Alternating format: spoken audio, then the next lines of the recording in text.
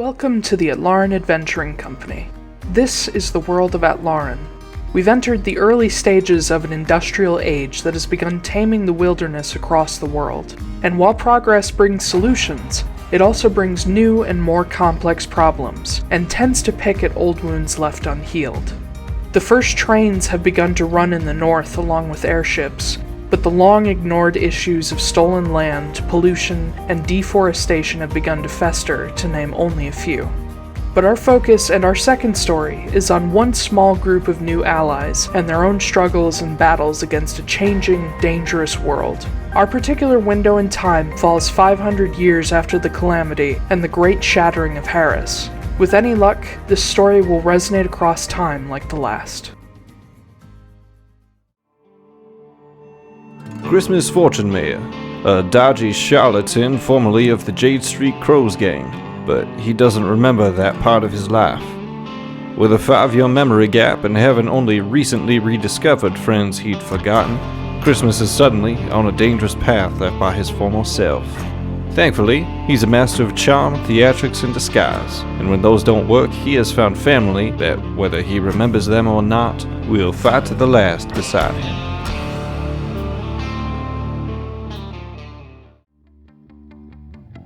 Magda Wrenly, a professional mercenary and member of the revered Taiylor clan of monster hunters. With a wasting curse weighing on her shoulders that can't be dismissed by normal means, Magda has been left to search for an unconventional cure. Now, she's found herself with a group of allies she didn't ask for, and friends whose love she doesn't understand. Years of dealing with regret, ill health, and distrust have left her slow to ask for help.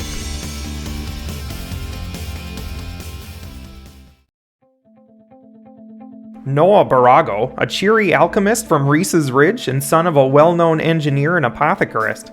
Noah's upbringing was colorful, to say the least, leading to his expertise in potions and mechanical contraptions. He's out in the world to find new ideas and support the family business. But now, he's stumbled into a pile of issues that most rich kids from the suburbs just don't deal with. But in his own words, usually with a gun and a grin leveled at the current problem, "Don't you worry there, guy, everything's gonna be hunky-dory."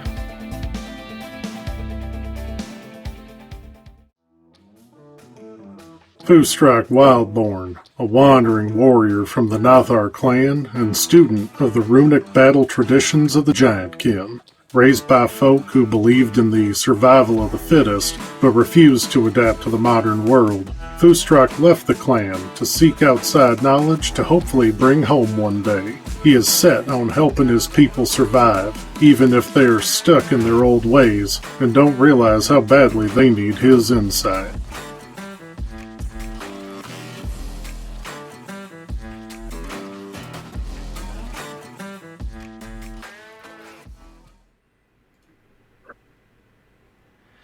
Hello, everyone.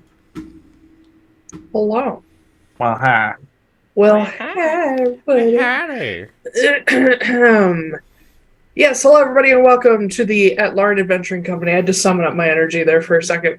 I am your Dungeon Master, Taiylor Wallace, and joining me I have Astrid Knight. Hello, you can find me basically everywhere at Astrid K. Writes or on my website, astridknight.com. Whoa, bam! This is a book. I wrote it. It's about... Center screen, Ash. There you go. It's about furnished caves and reptile arson. Waving the book around like you're flagging at a plane. Yeah, so check it out. You can find it where all good books are sold. That's it. Cool. We've also got Blake Wolfe. Hi. Hi. I also write books, several of them in fact, and now they're about werewolf penises. Yay! Hello, everybody. Careful. It's the dick that you didn't know you needed. Careful. What? I'm not... Werewolf members. I'm talking about, what's that stuff you buy in a can? Spotted dick or whatever? Yeah. Oh, I'm sure they've got some too. Some mayonnaise. Yeah, Cutting so the that's what I do. You can find me on TikTok, I guess, or Twitter, or on my website, blakerwolf.com. Cool. Fuck Also, do either of you have a copy of The Wayward and the Wanderer handy? Is somewhere. Yes. Because I keep forgetting to mention it.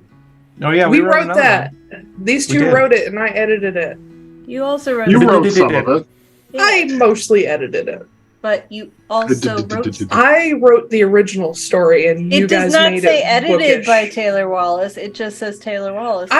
Listen. Taylor wrote the original, we wrote the fan fiction. Are we on Yes. Taylor's turn now, or are we still Pretty talking much. about Blake shit? No, I was just trying to put Wayward and the Wanderer in there since I was talking about two co-authors. We also got Zach Gale. Hello! Oh, God. Hello! Hi, Mrs. Doubtfire. I also Robin, wrote the rest in book. peace, man. Eee. It's called Some Empty Houses Might Really Be Haunted. This might really be empty. I'm going to burn Ash's house to the ground later. I was gonna say it too. Oh my god. You can find it on Amazon and Barnes & Noble. Mhm. Zachary G. Author on Twitter. Don't sound so excited about it. Well, I came up with a bad book title, apparently. So, No, your book title is beautiful. Oh, You came up with a wonderful title. That's why it's so joyful Yeah. to fuck with it. Uh-huh. mhm. When we came up with The Wayward and the Wanderer, we're 2 steps away from The Lion, the Witch, and the Wardrobe. So, Yeah, we really were. like, The Wayward and the Wanderer. the Wayward. the kitty, the hag, and the armoire. Oh my god. Uh-huh. I would read that. I would read that Neil Gaiman book. We also have our long-suffering stream master and hashtag normal fine. guy, Zach Koop. Yeah, read Like these people's sports. books. Also, I had a dream about The Wayward and the Wanderer last night. What? Uh-oh. Yeah, Really? for real though, I did. I had a Oh, dream yeah? that I was reading it in my high school library, and then I was Whoa. approached by. That'd be cool. Then I was approached by the high school football coach, Danny DeVito, and he asked me to come play football for the high school football team. I've been on an It's Always Sunny binge recently, so Danny showing up in my dreams is not an uncommon thing It's a recently. dream come true. Love you, Danny. We should have you on the show sometime. Yeah. No. Gotta get you out there in the field. No, Great. I do like Danny. I really like Danny DeVito, but don't meet your heroes. I've Parasocial heard he's relationships are delightful in bad. real life. He is. I mean, if Mara Wilson is anything to go by, he and his wife are wonderful people. Anyway, as I mentioned, my name is Taiylor Wallace, Dungeon Master and Editor, and you can find me at the Bird app as at Taiylor Wallace with an IY. Hi, why? Hi. Thank you. Get it out of your systems. Wait. There, it's out. Wow. Make sure you misspell Taiylor, you never find me. All of our links are in the link tree on screen or in the description wherever you're watching or listening. And if you like our stream and want to support us, check out the Redbubble link, check out The Wayward and the Wanderer and all that. And yeah, buy our books, man. Okay. Do it! And women and others. Man is, at this point in that I know. context is gender neutral. I know. And also, I'm gender neutral, so I get to call anybody whatever I want. Yeah. Oh, is that how that works? Yes. Old buddy. Cool. If you go genderless, Pals. everybody is all gender. That's not how it I works. am Respect every people's pronouns. gender. In It's all common I'm in just with gonna Borago, call we everyone are all old gender. sport. All right. Sherlock Pipe. Gatsby. Sherlock Pipe's just be like, ah, old Yeah. sport, yes. It's called I've been Old wanting to Champ. reread The Great Gatsby, so I have I read that? Yes, I've read that before. yeah. Sorry. Did you go to high school? I didn't read I that. actually didn't read Great Read it. Gatsby in high Same. school. Interesting. Same. My experience We is very read- different. We read useless amounts of Shakespeare. I read It's Catcher not in the Granted. Rye. useless. Granted, Shakespeare, great, but there's so many other playwrights that deserve playwrights and poets and authors that deserve attention, and also Shakespeare might have not been one person. So, you know. Anyway. Well, and there's so many more interesting works by Shakespeare than the ones that they force you to learn in high school. Yeah, like Romeo and fucking Juliet. Yeah, I think fuck that people shit. are like, oh, we're gonna teach Romeo and Juliet because all teenagers care about is like kissing and Fucking and killing. Nope, not gonna say that. No, the reason they teach Fucking Romeo and and dying. Juliet is because it's the easiest story to remember because we've all heard it before, even if we've never read it. right. Yeah, Macbeth was so interesting Right. to go over. I love damn Macbeth is like my favorite Shakespeare play. Like Every time I'm cleaning something that's sticky, I always do that. Like I'm scrubbing, just like out damn spot Out every damn time. Can you give me an example Yeah. about what one of those sticky things is that you clean? like Chinese food sauce. Yeah, Yeah, like gochujang. You know. I get it in my bedroom a lot.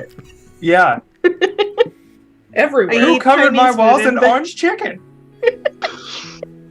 if you're experiencing orange chicken on your bedroom walls, you might want to see a doctor.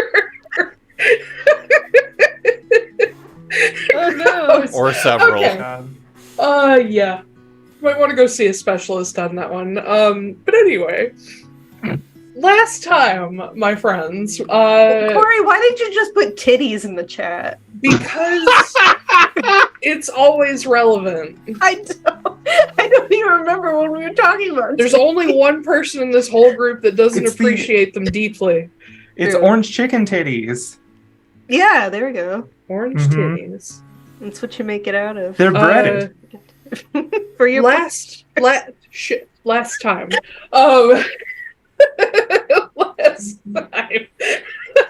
Extra crispy.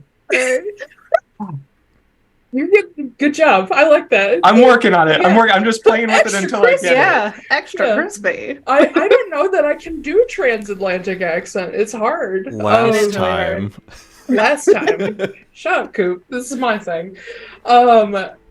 We started off in the middle of the conversation between Christmas and Morrigan, as he basically made a deal with her to become an archfey in return for power and all that fun shit to defeat Sav.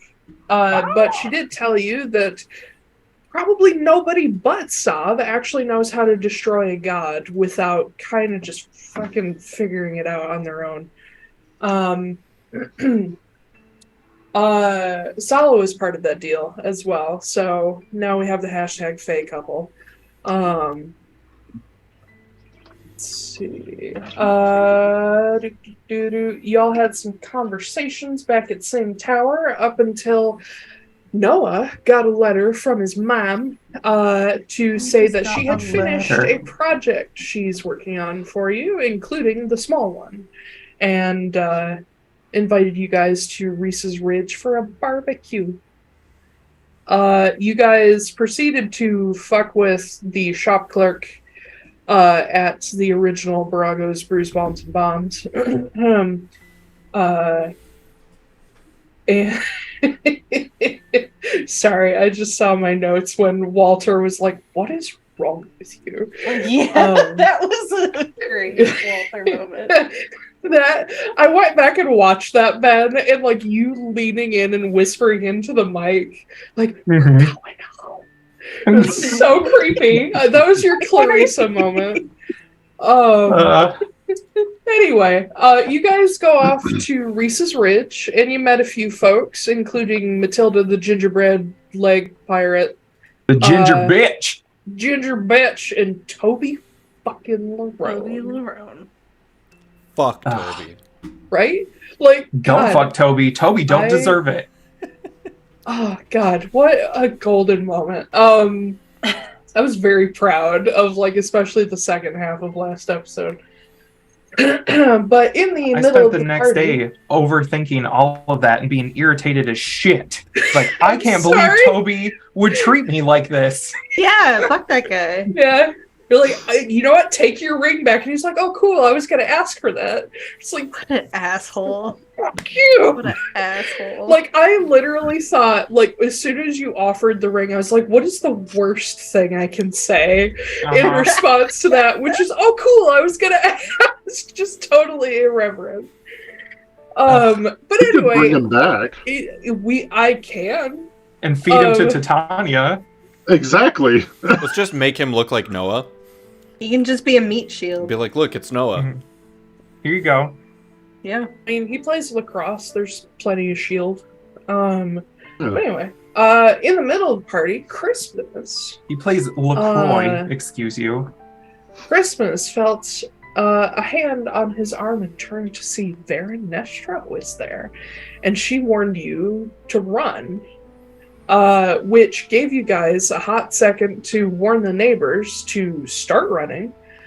Just before Titania and Oberon, the ruler and her bitch of the Seelie Court, popped in. And Titania demanded satisfaction for the death of her son. You guys tried a little, you guys gave it a solid try to make them see that Hirsum betrayed the Seelie. What he was doing wasn't for them. But they didn't want to listen, and Verenestra has joined their side, at least physically. So at the end of last episode, it was about time to roll initiative if y'all want to do that. I feel like Titania doesn't know what an orgasm feels like. Oh no, she And does. that's why she's like this. She is I love deeply familiar with them. I love that every single one of us pronounces her name differently. Titania, Oh, that is- Titania. Uh-huh. Yeah. Titania. Titania. Oh, yeah. Fuckface. Yeah. That's- She's really not so bad as long as you don't do Oh. anything she doesn't want. Oh, they caught me off guard. You basically just described half of my asshole exes. I'm sorry, Ben, what did you say? They caught me off guard, I'm gonna say. Ah, So I got a 1. Uh-oh. Ooh. getting Yep. peaches. No assassinate this round. I got a 5. Oh boy. 13. Hold your numbers for a moment, Oh. please. Holding. Hold your numbers. No, I didn't want to open Steam. God damn it. Now, you said I'm every gender, and now all I can hear is like, I who's saying said- that I'm every I said woman? I'm Gender. gender free. Yeah, but you said I am, and everybody else is all gender? I don't Yeah. know. You said Yeah. something. That song Everybody stuck in my else head now. is multiple choice. Multiple choice. Yep, multiple choice gender. That's how I'm going to describe my gender to people from now on. Multiple choice. It's multiple choice. I That's what do being love gender that. fluid is. Hey. Works for me. You can be anything you want. What happens when you just don't give a fuck? That's genderless, which is me. Oh, cool. Or Okay. like, I don't know. There's Yeah. a billion different. Trying to explain to my mother gender. Well, that's your And- first mistake. She's Yeah, I was like, gonna Let's say. she's like, well, how many Trying to genders explain are there? And I'm anything like, to your mother. Wendy. yeah. She's like, how many genders are there? I'm like, that's That's a bad question. yeah, Yeah. It's not a That's like bad asking question. somebody how many edges a circle has. right. Yes. Infinite. Yeah. The answer is yes. Anyway. Alright. What am I doing? Initiative. Okay, so let's get the Yeah. party first. Did anybody roll higher? I did. What did Christmas get? So I did add a bardic inspiration die to my initiative roll. I got a 26. Oh yeah, I remember you saying you're good. Yeah. Do we All get right. a map or? Who? Yes, we do. Don't worry, I got it. Who had the 13? Me. Magda. Oh.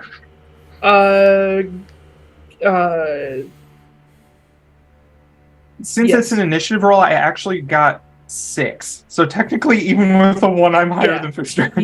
You can't really Oh, fail woof. an initiative roll per se. Gale, what you got? 5. Oh, okay. 5. Look, if I could grab Toby and use him as a meat shield for He's- Oberon to punch, He got vortex I would. warped No, he we sure should've kept did, him. yeah. into mud. Into the woods. My grandmother's house. And home before dark. I'm a little surprised Noah didn't feed Toby that fucking ring. Ow. You didn't what? Like after just being like, oh, I was going to ask for that back. No, it wasn't Shove it just down like, his throat. oh, you'll get it back, buddy. Just Yeah, like right. shove it in his mouth. In about 12 hours. Oh, yeah.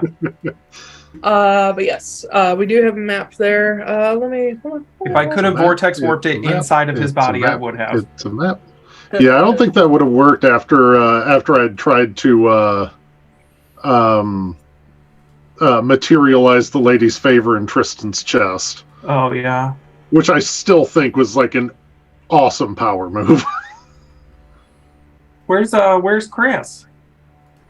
Chris and Chips, both for the sake of my ease Oh, okay. and not overcrowding this shit, they are helping get people out.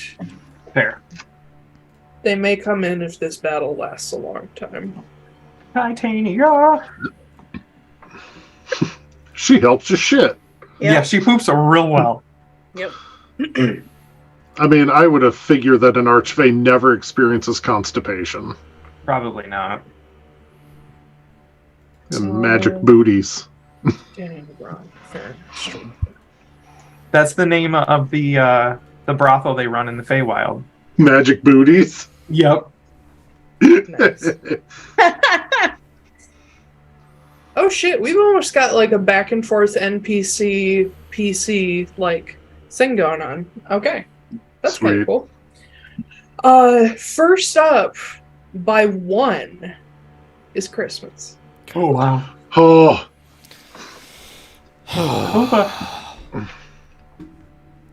I am going to use my movement to put myself between Titania and Noah. Okay. And look at Titania and say, by my right as champion of Hollow Mordu, I am placing Noah Borago and his family under the protection of the Court of Reckoning. Unless you want to forever be known as Titania, the Fool Queen, you will stop now and listen to what we have to say. Oh, my pride. My dear, make a hellacious persuasion check. I don't even care what you roll. I'm Yikes. probably going to help. Damn. Okay, That's so Regency shit going on here. with the addition of the Bardic Inspiration die, the Flash of genius. die roll currently is a 15. Now watch this shit. You self-congratulatory bastard. So 15 plus 17 is 32, What? Mm-hmm. Oh, because... because plus 17 is my persuasion. Oh my god. I'll gladly take that He's flash not of genius done. if you want to Yeah, throw it another on 5. there. Cool. So Uh-huh. plus 5, so that's 37. Just for funsies, I'm going to throw a Blessing of the Bave on there and make it 40. Oh my god. Okay. that's not even his final form. Yeah. Oh.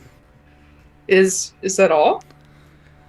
I mean, It's You could add a it's bird. a 40. But is that all?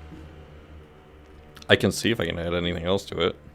You Yeah, could do double a check. bardic inspiration, couldn't you? I did Wait, already. Based on Oh. our conversation over the past week, you Look, double my check. floor right now. Wait, hold on. That's not all. I have glibness right now. Yes, so you do. this isn't why an I 11. It's a 15. So we can add another 4 onto this and make it 44. All right. What the fuck? I'll throw another Blessing of the Bave on there. 47. Oh yeah, Oh you my can do that God. more than once. I can do that more than once at a time, but I only can use so many alright. per day. She may as well fall at your feet and kiss them. We can only hope.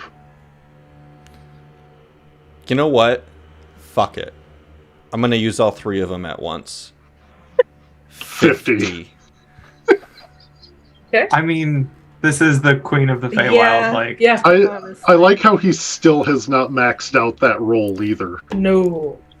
What did we figure out that you could get to like 50? With Flash of Genius, 63. with Flash of Genius, I can get up to 63. Yeah. I can get up to 58 on my own. But that's a nat 20 and a nat 12. Like, that's... Yeah. The odds of that are ridiculous. Yeah. Because Titania's not the only one that you're trying to convince here. I think with outside help and like a guidance, I can get to your 63 on a sleight of hand check. Oh, I forgot that you can do guidance, too. You could technically guidance me. I can't. It's an action. Oh. Well, but you give it ahead of time. Yeah. Our ceilings are even higher than we thought. Jesus fucking Christ. Our drill will be the drill that pierces the heavens. We thought we had vaulted ceilings, but it's actually a cathedral. There's no ceiling. There is no ceiling. There is no ceiling.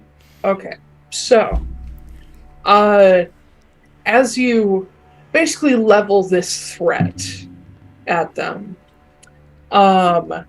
you do see the first person to react is Verenestra, where you see her like look at both of her parents like wide-eyed, because you've basically just threatened them with the only goddess in the Feywild. Can I throw a little something on it?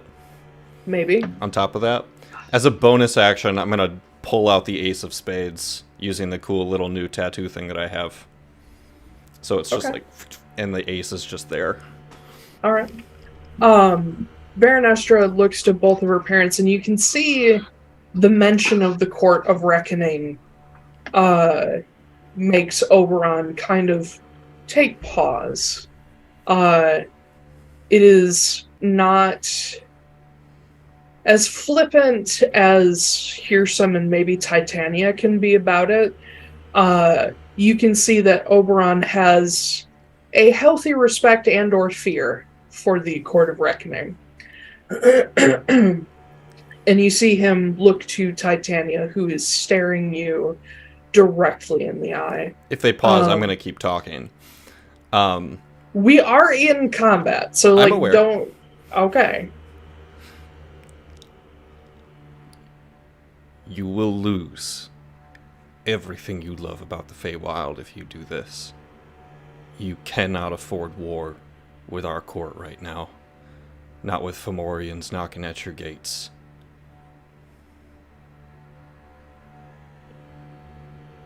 So, Titania goes right after you. Oof. As you level this threat at her, you can see her, I believe at the moment she has hold of, like, that, like, rapier-looking wand. And you can see the, like, almost like, striking a flint, like, crackles and sparks coming off her hand as she grips this wand. And she looks past you at Noah. And she looks back to you, Christmas, and she says, I have no quarrel with the Court of Reckoning. And as far as I'm aware, Mr. Borago may have met your lady once or twice, but he is not a member. Please let me respond to that. Sure. Your son died because he was protecting Morrigan from him. That is why we will protect him with everything we have. And Titania... Christmas is standing right in front of me, right? Right in front of you, yep. This is taking a little bit longer, I'm assuming? Yeah, yeah. Okay. So I have a question. Christmas has some sort of symbol of Morrigan on him, doesn't he? He's covered in them. But is there one that's like loose that I could take? No, my skin is pretty tight to my body. Okay. No, I didn't know if he had like a medallion or like a... No, all of his stuff is tattoos. Tattoos. I am hasted. Would you... We have kind of suspended, like, combat rules Would you at the moment. allow me to sleight of hand a small disguised self? to create like a symbol of like Morrigan on my arm or something, so I can hold it up as proof that I'm under their protection, just to kind of aid him. I'm actually That's curious. an interesting thought. I'm curious if something appeared when I made the declaration that he was protected by the court. Because that wasn't an empty, like, thing. That's like... Mm-hmm. I know. Yeah. Fey contracts are binding. Yep. His whole hand just turns into a raven. I'm gonna say, so disguise self is an action, so I'm gonna say Christmas, roll me a wisdom saving throw. I'm great at these. I want to see the outcome before I ask anything else.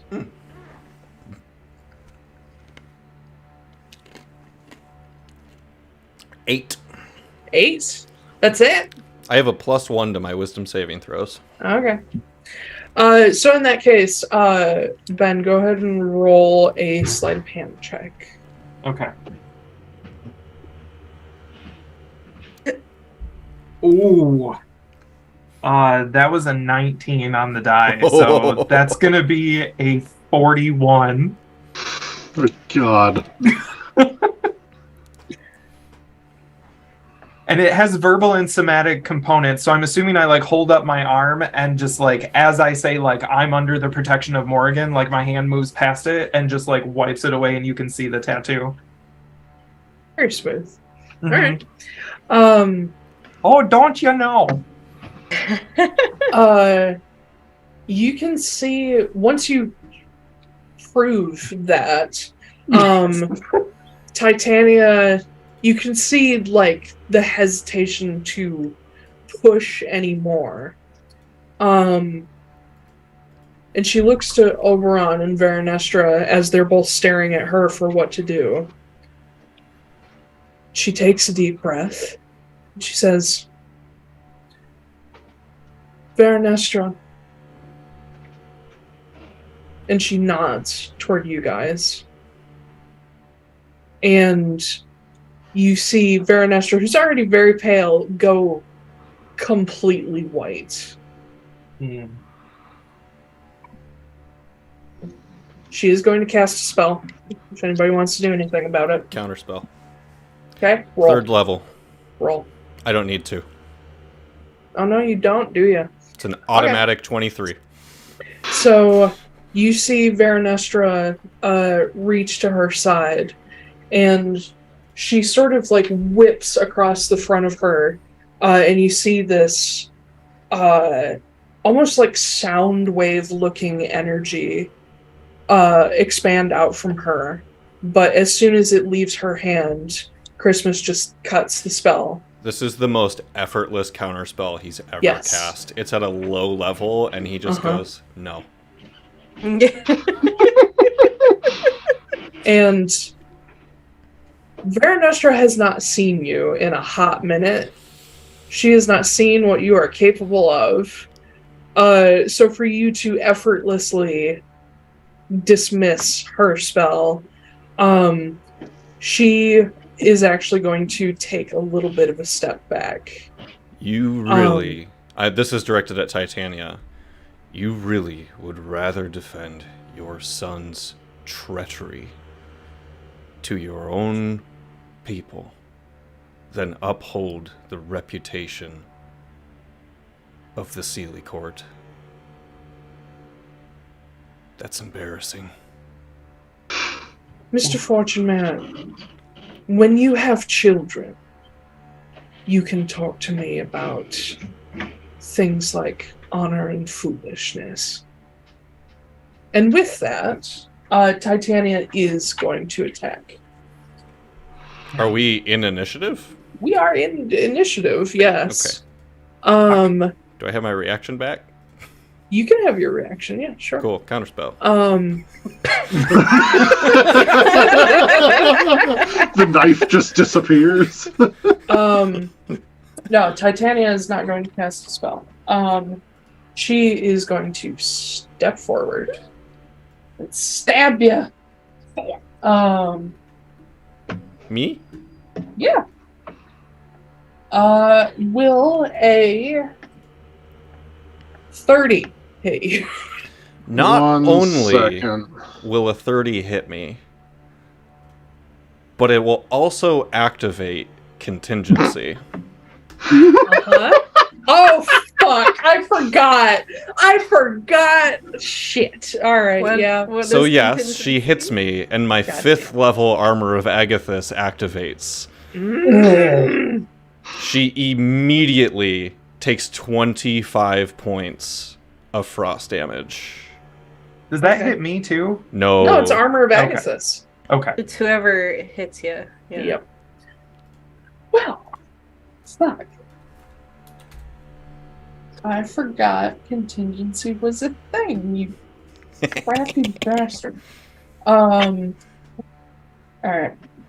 Well, you are gonna take 18 piercing damage as this rapier wand in her hand suddenly gets it's almost like the entire thing turns to mercury, like solid mercury. I'm gonna cutting words as a reaction. And I'm gonna knock a d12 off that damage. Okay. I'm not done, but okay. I don't care. Okay. I'm just telling you I'm not done. So it's 10 points of damage instead. Okay. I need you to make a Constitution saving throw. Okay.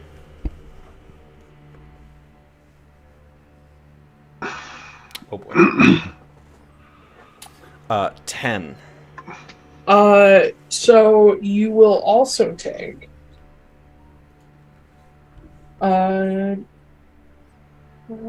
math 17 poison damage and the poison condition. Lovely.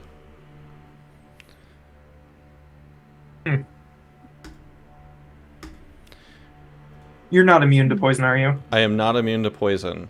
Over the course of that, I took a total of 2 damage to my maximum hit points.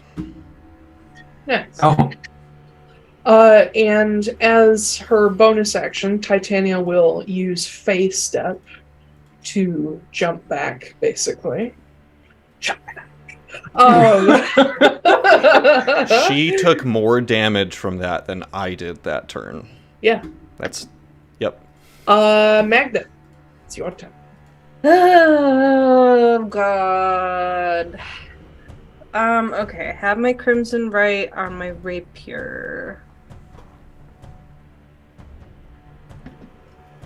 Fuckity. I was really hoping that 40 was gonna... 50. You mean 50? Whatever. I was hoping that was going to do something, but apparently... Oh, it did. Titania is not a reasonable person. It did do something. It's just not Titania. Oh.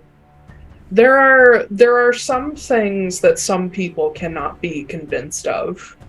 Yeah. But there are things that other people can be convinced of. So it wasn't a useless 50. I'm not that cruel.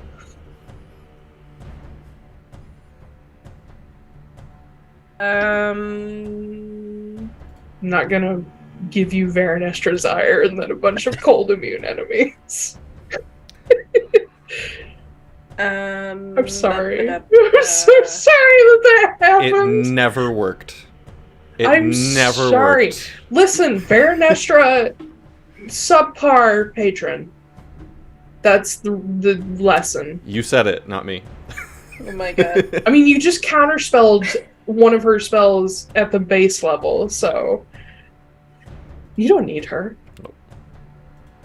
You're an Archfey, or Archfey 2B. Well, Fey 2B. We don't. We'll see what happens. We'll see what happens. We'll see if I'm alive at the end of the session. Magda, what are you doing? Did we... Oh, God, sorry. My mind has gone totally blank. Okay, activating a mutagen is a bonus action. Okay. I'm going to activate, as a bonus action, I'm going to activate the rose tattoo. Why are you measuring from there? What? Who's measuring? I'm not measuring. I am, and I literally put hide from others. Sorry. It doesn't hide from the DM. No. Oh. Sorry. Yeah, I'm planning my turn. That's fine. Yeah. I just thought Ash was seeing the wrong token. No. Nope. Yeah, so I'm gonna activate the rose so that I have resistance against psychic damage. Against what? Psychic damage, sorry. Okay. Psychic damage. Oh wait. Must be the last one in the season. Nope. Backtrack. I'm not gonna do that. I'm not gonna do that. Backtrack. I'm going to activate my... The Holy Spirit. Holy Spirit, activate. I'm gonna activate the polar bear. Polar bear! Resistance to slashing, piercing, and cold. The Gwyn tattoo. Yeah. Yeah. Honestly, Oh, that's fitting. one of my more useful tattoos. Yeah. And then... do I want to go and attack her? I mean, I won't be able to reach her. Nope. So I guess I could move closer. Mm-hmm. 5, 10, 15, 20, 25, 30. I'll go up next Christmas there. Okay. And then can I do anything for my action that isn't... You can dash, dodge, hide. You're not gonna be able to hide. No. Dodge, dip, duck, dive, and dodge. Are there any blood... Oh, wait. Are blood curses What? actions? Oh, okay. Are there any blood? Are there any blood? There's about to be. I don't remember if blood curses are... If blood maledicts are actions. It'll tell you I'm trying on most to of them. see. If they don't... Hold on. Some of them are different.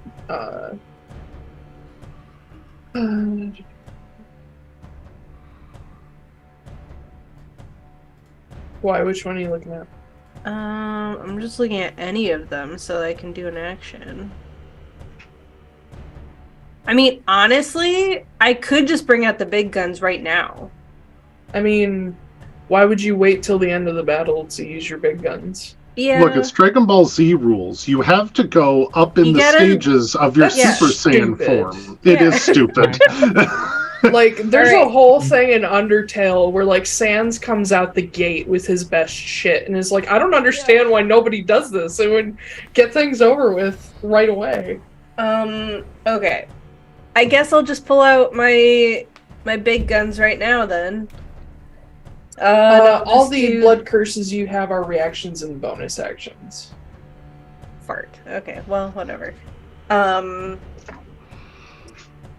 Yeah, I'm just gonna do sanguine miasma then. Oh shit! Alright.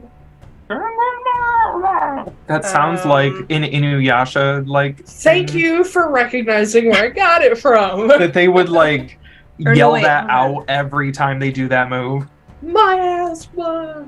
No, that was Naraku's thing, where if miasma was around, he was around. I don't think I used my whole action, so I can move up a little bit closer to get her. Yeah. Hey. I believe I can get her then. Yeah, okay. Oh, can I get Oberon too? Oh, I can get Oberon too! It's within 30 feet of you. I thought it was 15. No, it says... Nope, sorry, that's Blood Curse Corrosion. Yeah. I think it's 15. Yes, 15-foot radius. Okay. Alright, what you betting? I'm going to bet... Bet it all. Is what? That means I can bet 17? You can bet 17 Hemocraft dice. Your Hemocraft dice are your life. I know. I'm gonna go 10. Okay. So potential of what's your Hemocraft die? A D10. So D's potential of nuts. 100 damage. Uh-huh. Go ahead and roll your 10 D10s. hold on. Holy Spirit, activate. I'm trying. I'm helping. Noah's 78. not on 78. Jesus. All right. Noah's not on deck, but Ben, just be prepared that you've got 2 NPCs before you. Yeah, no, I'm prepped. Okay. 78. So now you're going to roll off against me and see if you get hurt or I get hurt. Well, you're going to get hurt anyway. Yeah. Go ahead. What? Roll your percentile. Oh, I thought you were rolling. Okay. We roll against each I other. did. I said 78. No, roll your... I was targeting... Okay, so you have a 78 on the gamble. Percentile. Yeah. Roll your Hemocraft dice for how Okay. much damage. Okay. 4, 8.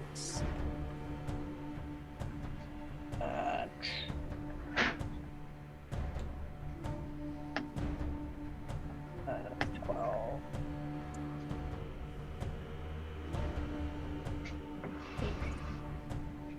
Man, fucking rolled like shit.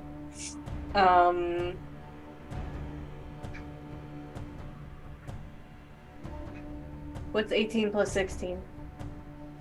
34. 34.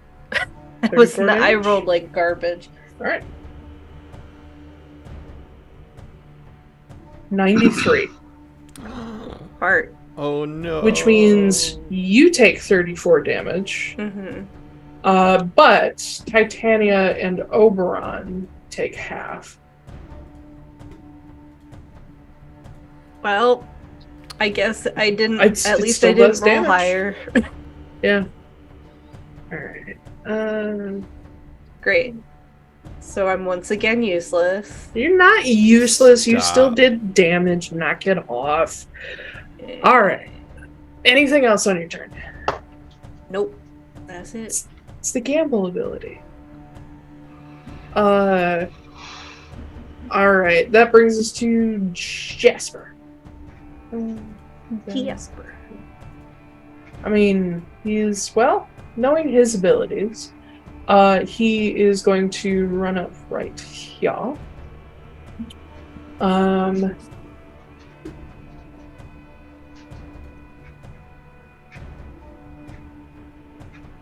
He... Oh, shit. Jasper, where's your spell list? I haven't played Jasper in a hot minute.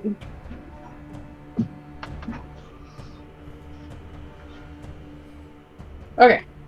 Jasper is going to cast...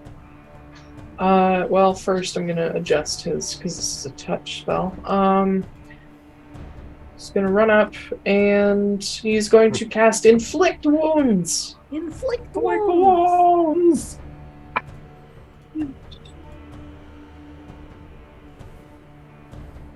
And that'll hit a Titania.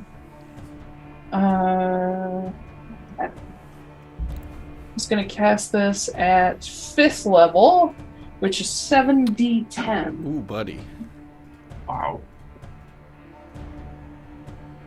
Yeah. He protect, but he also attack. And afterward, he eat a light snack. Yeah, knowing Jasper, it's like granola or a parfait. That's pretty fucking good rolls. Alright, Jasper runs up, and you see, like, Titania, like, what's the word? Flinch? Clutch her pearls? Not flinch. What's the...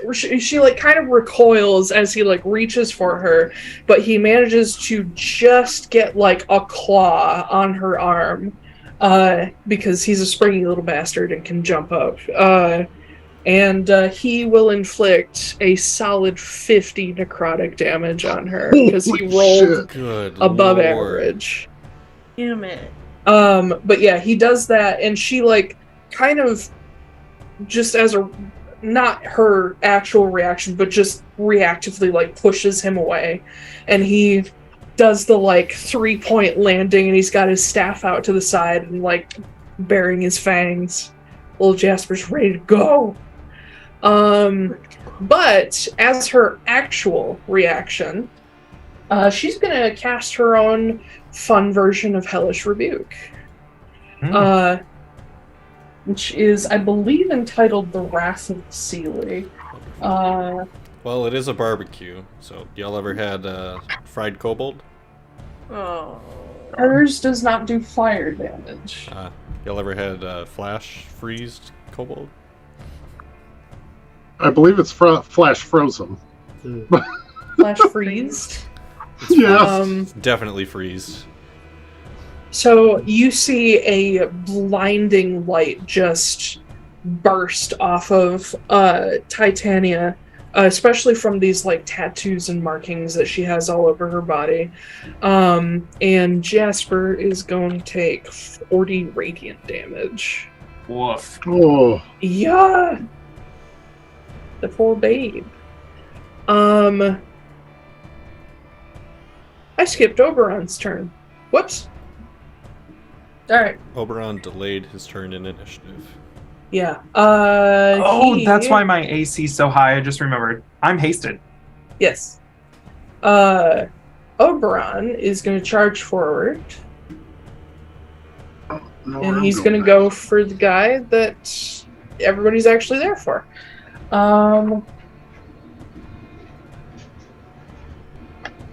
Noah. Yes.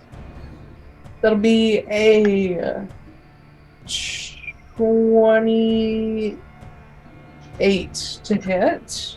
Yeah, that'll probably do it. For Yeah. the first attack. I'm going to do a runic shield on that as a reaction, so he's going to have to re-roll that and use the new roll. So hope it's lower. Alright. That was a natural 20. Well, fuck me. He has to That's use fine. the new one? Yeah, it says right. he has to. He's forced to use the new roll. I guess that's the gamble you make. Oh, thanks, It Foostrak. is. Yeah, no problem, buddy. No problem. I'll see you in the afterlife. Yeah. I Okay. miss our grave cleric that we haven't played with yet. Right. Yeah, that'll be fun. Just Ash being like, fuck you, Taiylor, that's not a natural 20. Alright. So first attack is a natural 20, second attack is a 25. Both will hit. Yep. I As Oberon, his sword is this gigantic piece of solid aventurine, sort of bluish teal aventurine. And as he brings it down on you, you see the blade start to turn red from the end. Come on, So fire the damage. first attack is going to be 20 slashing damage, Okay. plus 8 acid damage. Okay. Second attack, normal attack, is going to be 12 slashing damage, Mhm. plus 3 acid damage. Okay. Hellish Rebuke. Okay. Make a dexterity saving throw. Oh, he's good at that. Yeah, I figured. Natural 20. That's the second natural 20 fucking he's rolled. Christ. Christ. It's 3d10, but it's halved. Mhm. So, it's going to be 16, 20 halved to 10 fire damage. Okay. And then as his bonus action, you see Oberon, he has like a belt across his chest that has a few small compartments to it. And you see him reach up and actually crush one of the compartments without like opening it. And you see that like glass comes through the fabric and cuts him, but he doesn't seem to care. And you see this completely like opaque fiery red liquid just start draining down the front of him. And as it goes, the red color starts to take over his bare skin, leaving the like green war paint he has still visible. But it's just starting to spread across his body. But that'll be his turn. And we already did Jasper, so Noah, it's your turn. Okay. This is horrifying. And it changed my, I was worried they were going to target me. I mean, you're who they're here for. So I am going to, I have two actions. So my first action is going to be to lay a hand on Christmas and cast Lesser Restoration. Okay. Good man. So say goodbye to your poison. Yep. That was, did that go through? One use. I clicked it. Did it work? Okay, I think it worked. Oh, whoops. I clicked too many of them. Now I'll fix it in a second. I've got like 6 of them. And I can't cast another spell. So I am going to... yeah.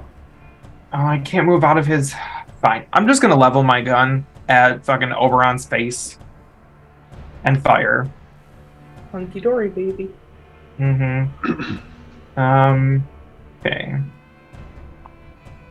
That's going to be a 28 to hit. 28 will hit Oberon. Okay. By the way, Harris, you're after Sala and Walter. Cool. I already have a plan. Oh, can I use my reaction a second? Yeah. I would like to use Blood Curse of Exposure on Oberon. Okay.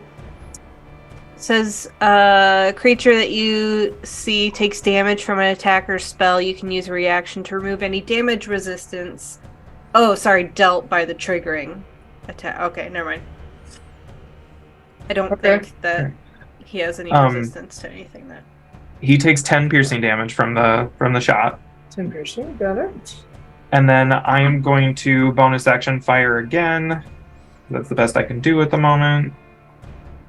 That's going to be a 19 to hit. Probably not. No. Yeah. Cool. And then I'm just going to stay where I am and hope I survive the next round. All right. That'll bring us to Sala and Walter. Walter's going on. He knows not to, like, clump up with people, so he's going to kind of stay back a bit. And also a lot of his spells are, like, area of effect, very damaging, so it's not good if he clumps up with people. He is going to...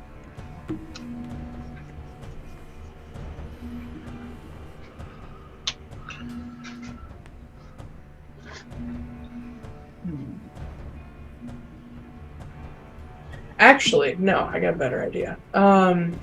He is going to, so he was originally here, he's going to step up. Ben. Mm-hmm. Would Noah be willing to let Walter pull him away? Yes. Okay. He's going to cast Thunderstep at 3rd level. Ben. Thunderstep. Thank you. Within 10 feet of the space you left. So, Christmas and Oberon are going to both need to make Constitution saves. Ooh, we've established I'm very good at those. 15. I already know his save DC is higher than that. Yeah, Oberon failed too, if that helps. So Walter is going to thunderstep you guys over here, causing a little crash of thunder as the space you guys left, the air just smashes back together where you were, amplified by magic, and causes a little bit of damage. At 3rd level, that's 7d10 force damage. 7d10. There's no way. Yes. Thunderstep does not do that much damage at 3rd level. Thunderstep, 3rd level, says 7d10. No. There's Yes. no way. Thunder damage, yeah. That's what it says in Holy D&D Beyond. shit. Well, thanks, Walter. So, yeah. Oh my god. Oh. At 3rd level, I see 3d10. mine says 3d10. Yeah. Yeah. It literally just changed, but it still says 7d10. What think- happened? Yeah, because it says at higher levels you can increase it by 1d10. Hold on. Let me show you why I said that, because it literally says 7d10 on my end. I'm not crazy. That's at 9th level. No, it says at 3rd level is where it said it. Did I misread or something? No. I'm seeing on the Some- wiki that it's... No, it literally, like, the spell list itself changed back to 4d10, but the little side box says 7. So I'm looking at Walter's character sheet. No, I'm agreeing with you, but I'm saying Okay. something happened. Okay. Weird. I just want to prove I'm not crazy. I believe you're not crazy. Like, look at the side card. It says 7d10. It doesn't. Yes, it does. I'm looking at his Yeah, it does character up sheet. at the very top of Thunderstep under cast. Look. It says 7d10. Oh yeah, it does say 7 up But there. it also says spell level 7th. Yeah, you have it selected on 7th.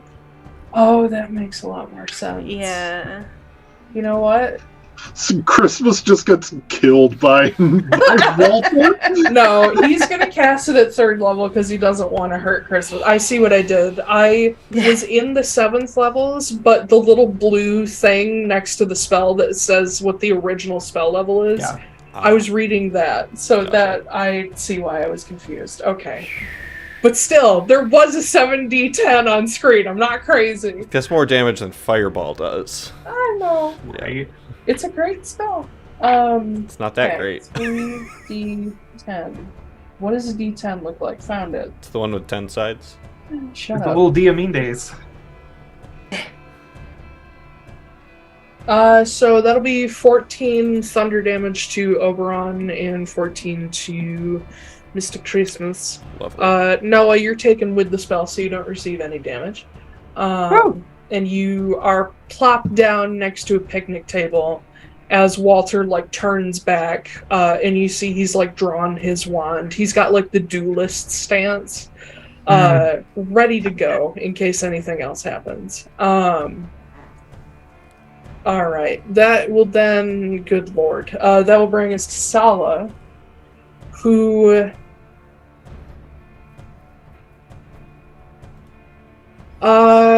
character question for Mr. Christmas. Mhm. How much does Sala know about how Christmas feels about Verenestra? Everything. He doesn't. There's nothing he Okay. would share with her. So, in that case... Probably started as very uncomfortable conversations, but yes. honesty is better than not honesty. Well, I mean, it's gonna help Verenestra right now, so Sala will not target her. She's gonna sidestep so that she's very safely away from, like, a line of sight on Verenestra. And being that Oberon is the one who is threatening you, she's gonna take a shot at him. She got that That's Overwatch. another fucking natural 20 for our girl. Who's Is just she the using queen of Overwatch? nat 20. Yes. Oh my god. Fucking dial it in. Holy Yeah. shit. Do we? All right. Will you want her to go big? She'll go big. I feel like she's- fucking If blast there's that guy no, into the you know next what? Let her. plane. She can take it easy on the king of the Feywild. It's not a big deal. It's fine. With that scope, she's aiming for an individual pore on the side of his head. Yeah, basically. Right. If she wanted to. Shoot him in the dick. Shoot him in the dick. Right in the pee hole. Oh my god. Literally into the pee hole. That is a level of sounding that nobody wants to do. Oh, Nobody would hear the sound he makes. Has anyone watched The Boy? Stop it. Oh my god.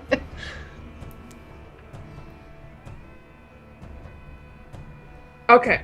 She is going to break out one of the abilities that fucking Serena didn't get to do, which is going to be the Storm of Shrapnel, if she hits. Sorry, I already rolled the natural 20. She hits. So, for Sala, that's like 30 plus. Alright. So, Storm of Shrapnel is a charge ability that when she hits a target, she can summon a whirlwind of metal shards from the place the bullet struck to eviscerate nearby enemies while protecting allies. Anybody she chooses within 15 feet of where she hit must make a dex save. That's a natural 1 on Oberon's part. Oh, wow. So Quadruple the damage. On top of her critical... literally 1s or 20s today. Really, yeah. Min-max. Min-max. That's what Sala is, too. She's like the queen of nat 20s in this game. So that's an additional 6d6 force damage. There's too many dice to roll in total. 1, 2, 3, 4, 5, 6. Okay, rolling everything and doubling some dice. Sala, with the Storm of Shrapnel, is going to deal a total of 70 damage, none of which Oberon is resistant to. Holy shit. Does the 70 get doubled? No, that is with doubling of the specific dice. Good lord. Damn. Okay. So what you guys will see as Sala breaks out the Overwatch in battle for the first time, like she's done some target practice with it, but not played with the magical abilities. So Christmas, you see her pull out this gigantic gun that's probably almost as tall as she is if you stand it up on its end. And she levels it at Oberon, this gigantic piece of machinery that's feather light because she's attuned to it. And you see that like sweep across and center on the side of Oberon's head. And the bullet flies through and actually catches him just under the jaw. And like would rip off his jaw if he were not the king of the king of the beasts in the Feywild. And so you just see this huge bloody hole open up on one side and blow out the other. And then from where the bullet just shoots off into the distance, you see suddenly coming back along that path pieces of metal that just hit Oberon and start swirling around him, but creates almost like a barrier around you, so you are left untouched. And I think that spell would also technically be within range of Magda and maybe even Jasper, but you guys are not hurt either. The shards just harmlessly they get this close and then bounce away. But yeah. Overwatch. Look at what we made, Ash. Alright, that'll bring us to Mr. Gale. Now, does that cloud of shrapnel stay around or is it gone? No, it's a one-time thing. Okay. I just want to make sure it wasn't like a hanging around cloud effect before I move. It wouldn't have hurt you anyway. Yeah, but still. Yeah. Alright, do I want to have advantage or do I want to be able to protect Christmas? I have everything else figured out except for where I'm moving. I could move here and well, apparently it's not going to show it. I could move here and be able to protect Christmas, or I could move here and have advantage on an attack. Make a decision. I'm going to move here. so that I can protect Christmas if needed. I am going to rage, and I am going to Giant's Might. Okay. Ooh, big boy. And then I'm going to bonus action so that I can attack Oberon. Okay. Or action surge so that I can attack Oberon. And I now have 3 attacks per turn. First attack. That is a 32 to hit. Oh, yeah. Doesn't hit. That was so close to a nat 20, it wasn't even funny. So that's 4. 5, and then I add 14. So that's going to be 14 damage for the first one. Not a lot for me, but I rolled like shit. For the second attack, I'm going to use luck, or one of my lucky dice on that. And then I'm going to use another one, because that was worse somehow. That's better. 28. Okay. Okay.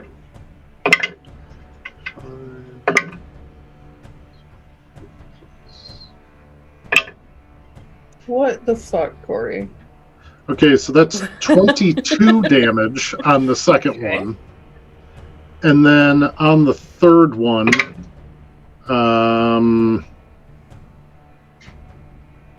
that is a 30 to hit.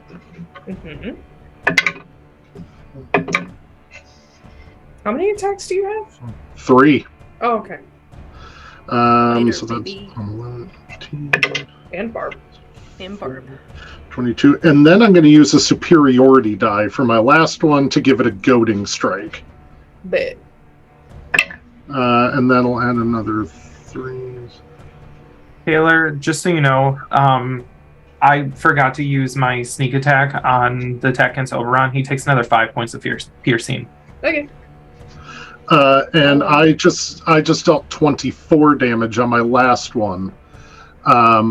I am with the goading strike. He is just goaded. Oh no! They have to make a wisdom saving throw. Literally every time you say that fucking word, I'm gonna make a goat sound. So he has to make a wisdom saving throw. Okay. He's not good at that. I'm trying to pull up exactly how I calculate that because it's not actually written in here. This is another natural one. Well, it doesn't fucking matter then because he's definitely going to be goaded. As I hit him, as I'm swinging and with him, I'm going to say, "Your wife is going to doom your court if she doesn't let this go." Oh shit! You brought his wife into this. Technically, his wife brought his wife into this. Well, yeah. It's true, but like I mean, he's definitely been shaken by the things that Christmas has said. Yeah, and and he got shot in the face. So yeah, but just telling him like, dude, like, we don't want this. You need to listen to us because we're right, and you're gonna be fucked if you don't. So, goading strike means that he has disadvantage if he does not attack me until the end of my next turn. So it is the fighter's compelled duel. Yes. Yes. Alright. Good to know. Alright. Anything else on your turn? I mean, I could invoke my fire rune, but I'm not going to. Okay. So, yeah, that's the end of my turn. So, in that case, that brings us to Verenestra, who is at the very bottom of initiative. How poetic.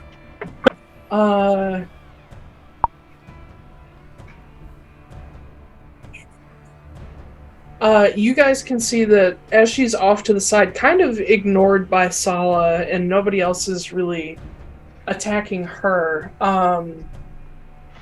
she hesitates as it comes time for her to act. And you all see very clearly Titania just glare at her, like, are you going to do something useful? And Titania will forego any attack and instead cast haste. Verenestra will cast haste on her mother. Ugh. Oh, you fucking Come bitch. on. Can Walter counterspell that? He could. He probably should. He doesn't use his He reaction probably very should, often. Yeah. There's a thing about NPCs is sometimes I just forget that they can do these things, so you guys do kind of have to remind me. You're I welcome. have a lot of shit happening. Counterspell. That's what we're here for. Counterspell. Counterspell. Counterspell. Mr. Moore. He wouldn't know what spell she's gonna cast, so he's gonna go middle of the road and use a 5th level counterspell. Oh, well, that stops haste. Yes, it does. Christmas, you especially, because you used to cast magic similarly to the way Verenestra does, because she taught you a lot of it. So you see her, draw this dial into the air. It looks more like a sundial than a clock. And as she's, turning it and about to push it through, you see Walter just flick his wand her way, and this beam of purple light just strikes the dial and cracks it before it all fades away into almost like sparklers. And Verenestra sees it break, and you don't see her get angry like you might expect. She looks at Walter with horror. But that's gonna be pretty much her turn. So that'll bring us back to you, Christmas. Titania's up next, and then Magda's after her. If you'll allow me, I would like to Maybe. say 4 words to Verenestra and then not take my turn. Eat my ass. That is 4 words. Probably said that to her before. Oh, Jesus. God. I just look at Verenestra and just say, help us stop this. And then I would like to delay my turn in initiative until after Oberon. Okay. Can you delay a whole turn, or do you have to hold something specific? You can delay your yeah. turn in initiative and pick it up at a later point, but then it always stays at that point in the later rounds. So Yes. now I will always go after Oberon. Gotcha. That's interesting. I didn't know that was possible. It's a very, very little used mechanic in D&D, but I need it right now. It gets forgotten a lot, and then somebody who knows all the little tweakies and fun rules tricks lawyer? brings it up. Yeah. Yep. Yeah. So that means it's Titania's turn, and she is hasted. No, she's not. No, she's not. Oh, sorry. That I'm counts. sorry. I wrote that she was, and I forgot to take it off. My bad. Give Walter some credit. She is regular, thank you. She's regular She's very time. regular. Yeah. She's pooping right now. Yeah. Don't say that to her face. It's 5 o'clock, so. All right. So in that case, being that she has been thwarted for a lot of this first round in many ways. Thwarted. I need to double check something on Jasper real quick. No, you don't. Yeah, I do. No. His What? AC and current hit points. I need to check his reactions.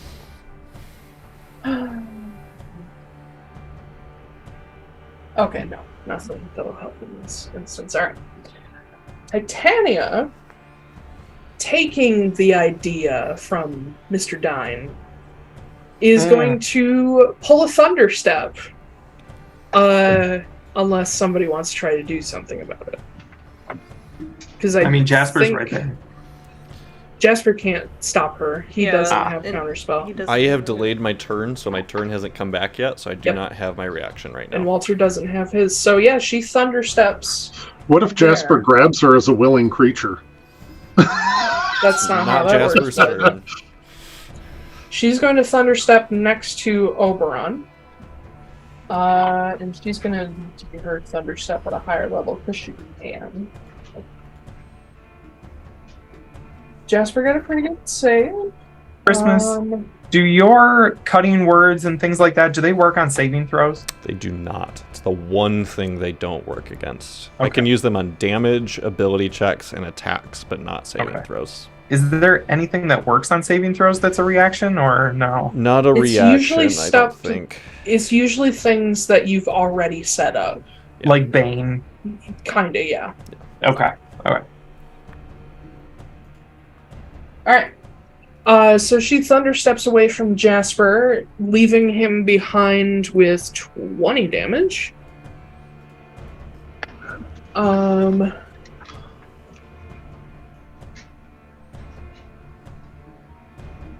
Sure, I'm tracking his hit points.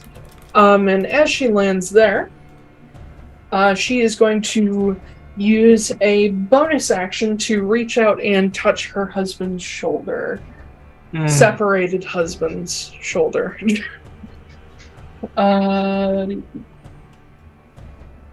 Cool. So you guys have seen this like red energy start to spread through his whole body. From the point that she touches him, a green, like bright green, starts to spread through his skin as well. She casting a spell? No. Okay. It is not a spell in these, but it's an ability. It's an ability. Yeah, that's what I thought. But yeah, that will do her for the moment since she didn't get hasted. So, Magda, you're up, then Oberon, then Christmas. Okay. Quick question. Can No. I do a bonus action as my action and then do another bonus action for a bonus action? That's literally what I did when it came to Giant's Might and Rage. Yeah, I believe that I've house ruled it that I allow that. Okay. I am going to do Didn't work. Anatomia Peritia. Yeah. I don't know whether I should do it on Titania or Oberon. Probably Titania, because she's the bigger threat. So I'm gonna do it on her. Yeah. Okay.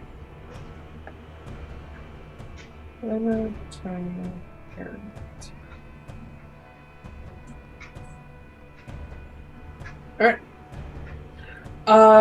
So in this then...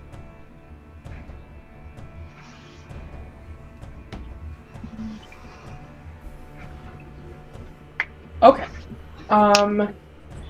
Gain immediate insight into weaknesses, immunities, resistance, and current status effects, including spells and curses.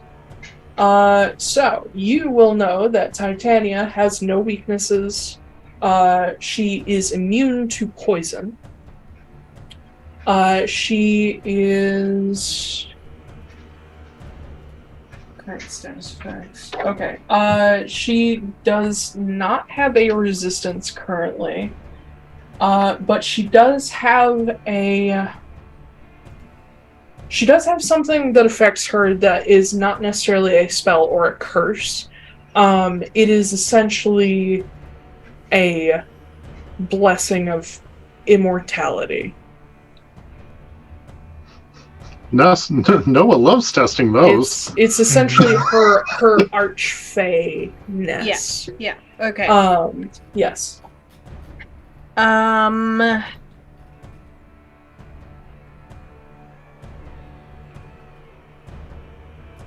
I am then going to hold the next part of that ability for a later time. Okay. And I am going to bonus action cast Blood Curse of Binding on her. Okay. So she must make a strength saving throw. Oh, that's her worst start. I figured. Did you say dex? Or No, strength? strength. Strength. Oh, okay. Well, that's a natural 5. There's no way she's beating you. And I'm amplifying it so she cannot move for 1 minute. She can repeat the saving throw at each of your turns. Or at each of her turns. The end of each of her turns? Yes. Okay. So her speed is reduced Okay. to 0. She can't move. And then I'm not going to move. So that is my turn. Okay, so her speed is reduced to 0. She cannot move for 1 minute unless she succeeds on a strength saving throw. Yeah. On one of her turns. Cool. Yep. Neat. See, this is where the Blood Hunter becomes, like, horrific, is when the curses start going off. But yeah, anything else? That's it. I'm not going to move, so... Question. Mhm. Since she is now restrained, yes? She's not restrained. She just Her can't speed move. is reduced. She can't move. Does Yeah. that mean she automatically fails dexterity saving throws? No. Even if they'd require her to move? Yeah. She cannot move from the space she's in, but she's not paralyzed.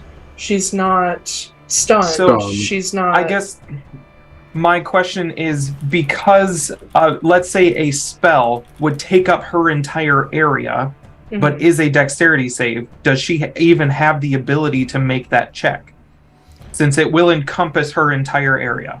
I will say yes, because she can, like, move her body. She just can't walk away. Yeah. She's not... So she could like bend over to like duck under a baseball being thrown at her face, but she can't step out of the way from being hit by a baseball. Yeah. You don't move when you make dex saves anyway, so... Yeah, because you don't move from your space. It is a little weird that Blood Curse of Binding doesn't restrain creatures, but it is what it is. Okay. Yeah, it's just a speed reduced to 0. It's not a restrain. Okay, we can wait until my turn. That's fine. Okay. I got ideas. All right. Oberon. He's goated.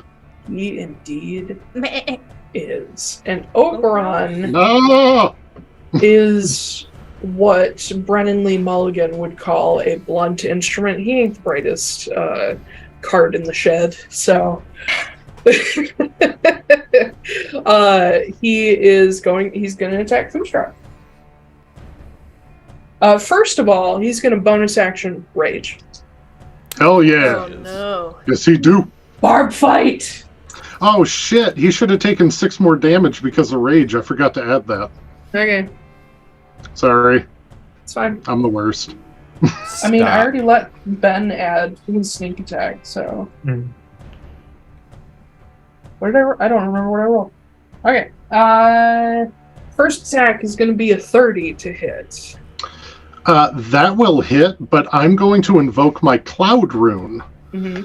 So when I get hit, I can use my reaction to choose a different creature. So he's going to smack his wife with that 30. So you've told him you can only fight me, and then you turn around and make him attack his wife. Yeah. As soon as you moved her, I was like, yes, I love this so much. Hell yeah. This is the result of Foostrak hanging out with 3 degenerates for the last 6 months. So, fun mechanical thing. There's 3, like, damage/ability boosting things going on Oberon right now. She gave him some of them, didn't she? Gave him one of them. God. He goes to like swing at you, and I just for the flavor, because I think Cloud Rune can like put the damage anywhere. The damage doesn't go anywhere. They become the target of the attack. So he swings at me, and all of a sudden he's like turned around.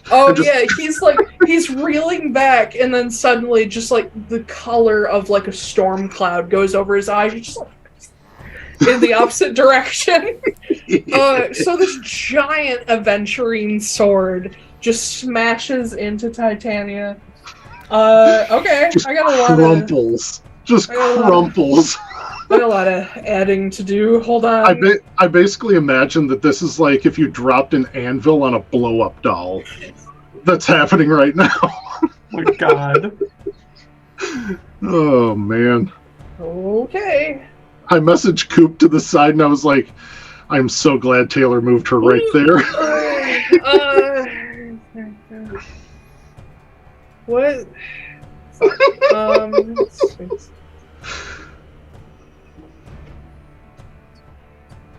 All right.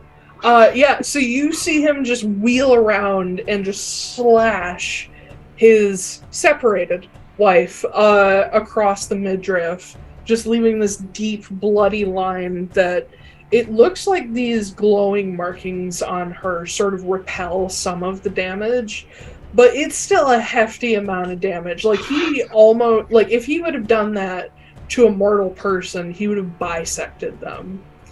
And as the blade sweeps past and his eyes clear and he's left looking at her, she stares murder up at him. And you see him actually, like, kind of wilt a little bit, but then he's going to reel back around and take his other attacks. Yeah, that's fair. Another storm rune. Oh, dude, I only have one use of each of my runes. Oh, okay. So I can't use that trick again, unfortunately. 18? Will an 18 hit you? That is my armor class, so that Okay, just neat hits me. feats. And then... So unless somebody has a reaction to lower that. I don't. And then a 23 for the last one, so... Yeah, 23 hits. Okay, let me take off the dice that don't apply to this one now that he's already used them on his first attack. I am so glad I used the Cloud Rune on that first one. Okay, so the first attack is going to be... Are you raging? Yep. Okay, so let me half the ones that need to be halved. I also need you to make a Constitution save. Oh, I'm good at those. That is a 19. Okay. So with the slashing damage halved, because I believe you're resistant to that. Yep. What else are you resistant to other than fire? You're immune to fire. Immune to fire, and then bludgeoning, slashing, and piercing I'm resistant to currently. Okay. So with the slashing halved, that's going to be 30 points of damage total between slashing, a buff from Titania, and poison damage, but you do not take the poison condition. The third attack with the I pretty much almost rolled max damage here. With the slashing halved, that's going to be 40 damage total. I need another con save.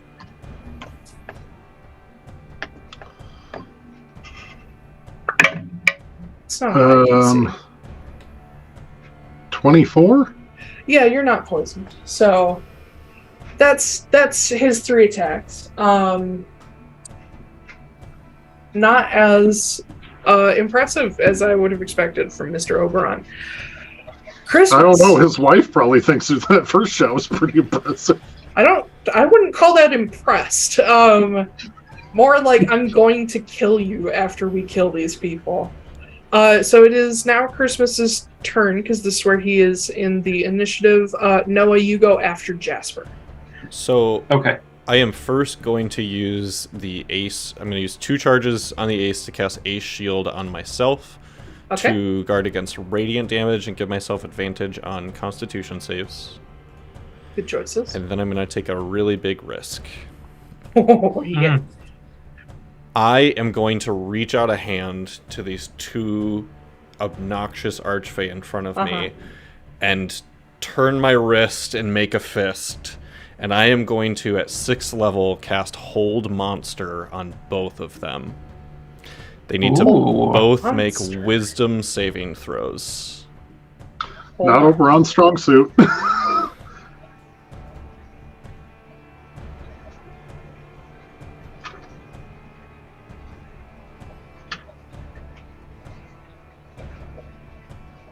It does say choose a creature. The only thing that isn't affected is undead.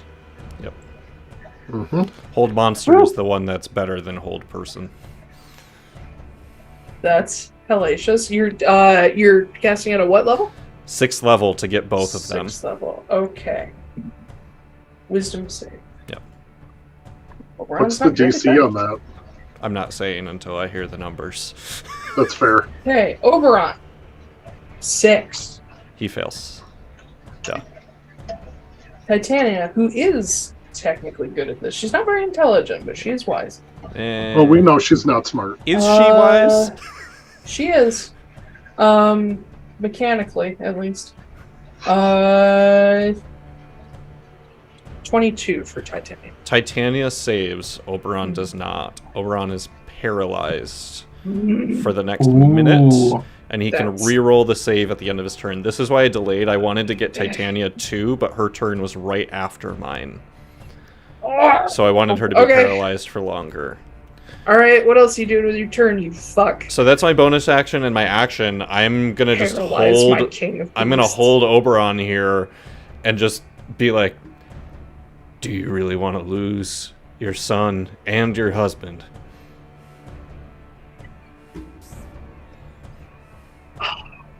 He is, by the way, Noah, paralyzed. Oh, I know. Every hit is a critical hit. Yep. Fuck you. That's the end of my turn. This is literally Actually, no, me it's and not. Titania. I'm gonna do one more thing. I'm gonna go stand by Verenestra. You're gonna get an opportunity attack. No, from I'm Titania. not, because she can't use reactions because of Blood Curse of Binding. Ew! Fuck! So I'm gonna stroll over to Verenestra, and while still holding on to Oberon, just put a hand on her shoulder.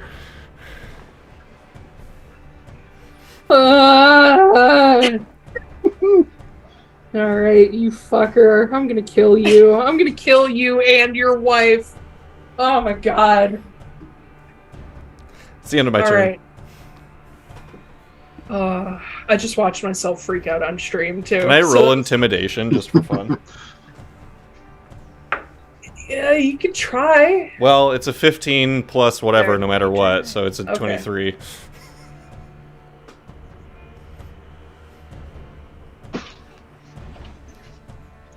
Alright. I don't feel bad for using my full arsenal. Yeah. I think the thing that really pissed me off, that like pushed me over the edge, is fucking Ash and your goddamn curses. God! This party fucking rules. Like, there's something, I am not always a fan of high level play, but when people know how to use their shit at high level, it is both deeply inspiring and horribly frustrating. Because I'm just like, I'm so proud of you, but I'm having fun. I know you are. Yeah. Alright, so that brings us to Jasper. He is gonna run Ratcher. And with Titania not showing any sign yet of wanting to back down, he's gonna make good on Christmas's threat, and he's gonna attack Oberon, because he can. How many attacks can Mr. Jasper do? I believe he can do a total of 5 if he does flurry of blows. Good lord, fucking monks. Imagine if he did Stunning Strike on Titania. Well, he's attacking. Oh, please. Oh my god, that would be amazing. How many bullets can we fit in Titania's skull? Yeah.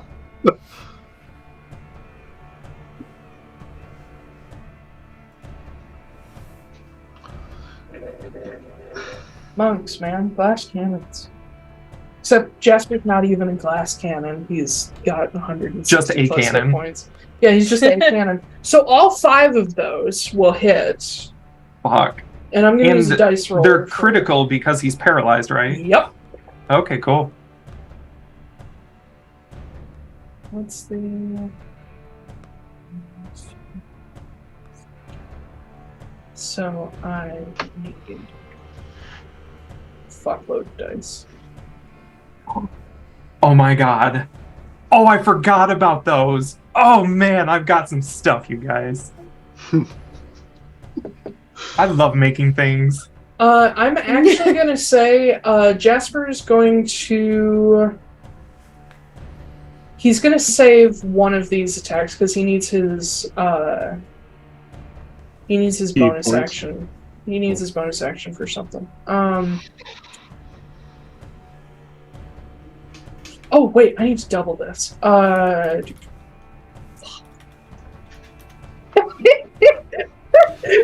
That's one of those Lord. spells that's like, it's save or suck, so that's why I was like, if I can cast it on both, I'll probably get one at least. Jasper, with just some stick attacks and some unarmed attacks, with them all being critical, is going to deal a total of 60 damage to Oberon. Jesus.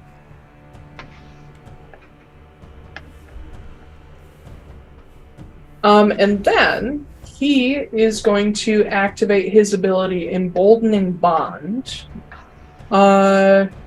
which up to 6 creatures within... Where's the measuring stick? There it is.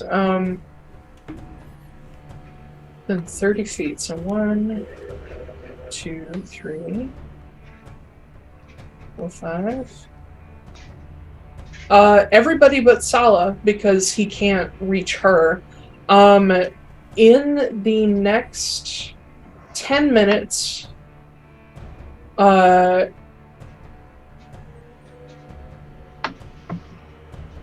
while you are within 30 feet of Jasper for the next 10 minutes, you can add a D4 to an attack roll, ability check, or saving throw. Sweet. Just once? It says once per turn. So Holy every Ooh. turn you can Jesus. You say for Good 10 minutes? for Lord. 10 minutes as Holy long as you are shit. in 30 feet of Jasper. So don't You go said a any D4? further. Yes, don't go any further away than Noah is. Okay. Sala is just outside his range. Yes. Clerics, man. All right. Mhm. Noah, it's your turn. Then we have Sala and Walter, followed by Gale. Okay. I am going to shift slightly. So I'm a little closer. Mhm. The first thing I'm going to do with my first action is I'm going to fire my gun at Oberon, Mm-hmm. which I have advantage on. Yep. It's going to hit. That's going to be a 28 to hit. Critical. Oh, and as a free action, because I ignore firing, I'm going to load one of those residuum bullets. I don't know what they do. Wait, remind me, is this one of the bullets you made? Yeah, the ones I made in Nomira's forge. In the Gear Forge, yes. Yeah. Grab my notes. Go ahead and roll your shit. So, that's going to be... Oh, that sucks. Okay. Oh, okay. We're making up for it. 9 doubled to 18 plus 7 is 25 piercing damage with the sneak attack and the regular damage. Oh, and I'm going to add that D4 as well. Don't Was forget. that? so that's Did you another- make it a critical hit? Did you make it? Yeah, crit? that's another Okay. 6 points. So 31 1. points of piercing damage. And that's without the effects of the bullet. Okay, hold on 1 second. Yep. I have to double check what die I need. The bullet casts Power Word Kill. That would be fucking amazing. Okay, It probably so wouldn't do there's- it. No. I need you to roll a d12. Okay. 1. Okay. And then I need you to roll 3d10. Oberon turns into an earthblood fountain. No, it's just a blood fountain. That's 12 just on the die roll. Okay.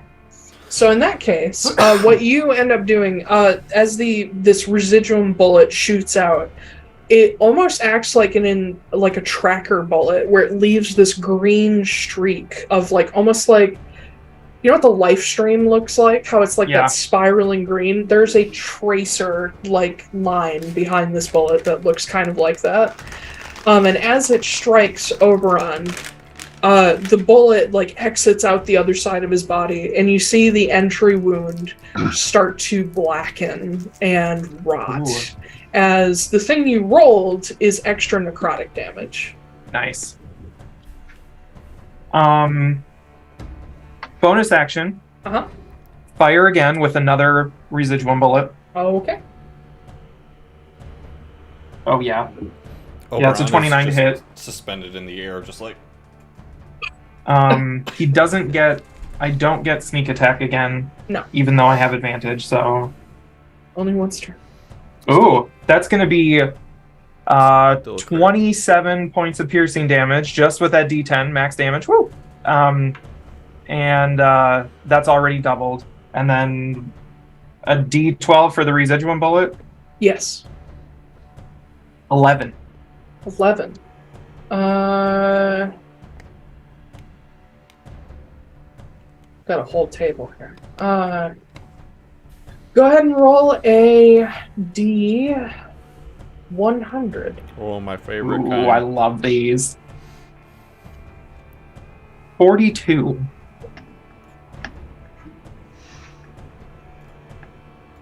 Chaos, chaos, chaos. Mhm. Oh no, I love that I always roll something ridiculous on this fucking table. I hate this game. I sincerely hope this is the wild magic table, because I think I know. Yeah. I'm looking at it right now, and Yep. I decided to use the original wild magic table for this, and a 42. Oh my god, I don't know what this is. 42. The bullet strikes Oberon and blasts out of his front because he's facing away from you.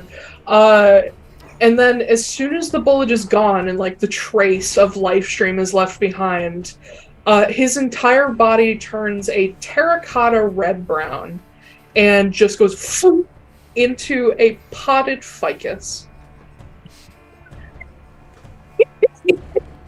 He is a potted plant until the start of his next turn. Oh my he god. is incapacitated, has vulnerability to all damage, and if he drops to 0 hit points, the pot breaks and the form returns. But so now, not only is every hit against him a critical, he's also vulnerable to all of it. Yeah, so you double the God. double damage. Oh my Yeah, god. but a ficus isn't going to have much health, and if he had 0 health, He has There his is health. it's his health.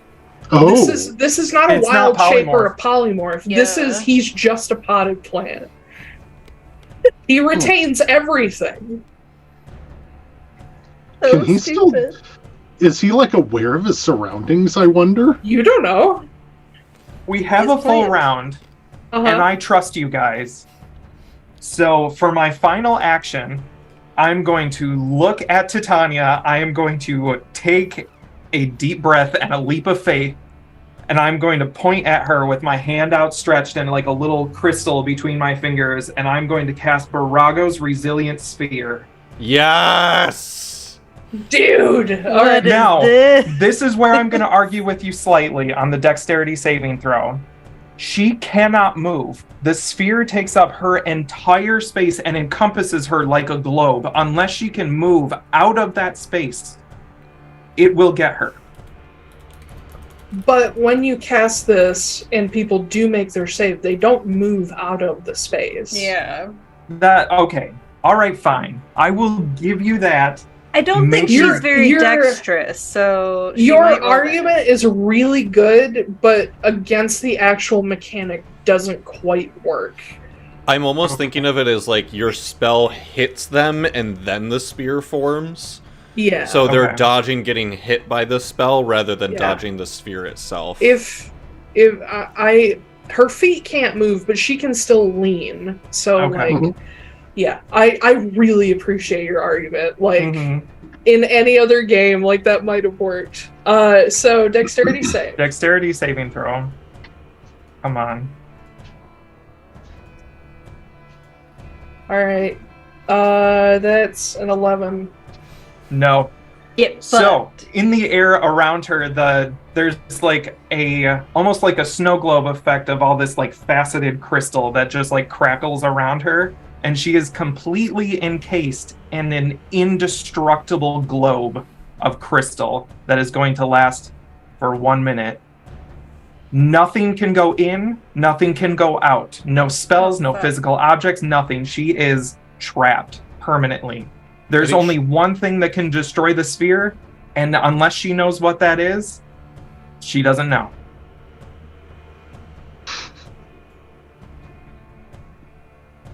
Well, that ruined my turn. I need to check. But that's much better than what I was planning. So. If she can move at half speed by pushing against the sphere. But she Yeah. cannot cause damage with it. She won't be able Okay. to move on her next turn anyway. So Nope. yeah. Hold on, I need to read something real. She can breathe. I know. She probably doesn't She need to, though. breathe? Yeah. Yeah, true. I love this spell. The sphere is immune Yeah. to all damage. Fuck. That's... Okay. The only downside is if she knows how to destroy it, I can't counterspell her. Yeah. There are Yeah, two because she's ways. inside the sphere. There are two ways to get out of an Odaluk's resilient sphere. Borago's resilient sphere. What's the second way? Teleportation. It doesn't say that. No, the reason I say that is because Force Cage, which is basically like the better resilient sphere, specifically says it blocks teleportation. Even though it says spell effects cannot pass through the barrier? It says Well- not physical objects, energy, or spell effects. I don't know. What do you think, Koop? Because a teleport, she is not casting it outside the sphere. That She's casting it on herself. She's rules casting is it on written, herself, I but- think. What do you think? You can.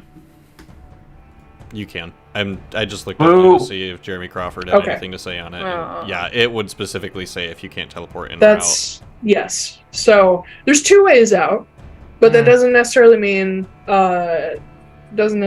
Titania's going to do that right away. or out. Wait, hold on. Actually, What?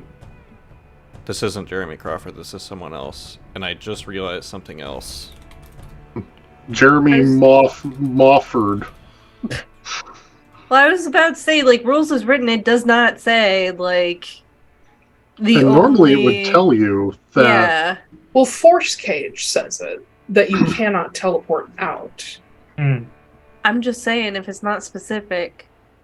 If it's not specific, then it can go either way. Well, it's Right, not her and turn it for a wasn't while, specific. so we can. I'll see if I can figure anything else out about it. But it's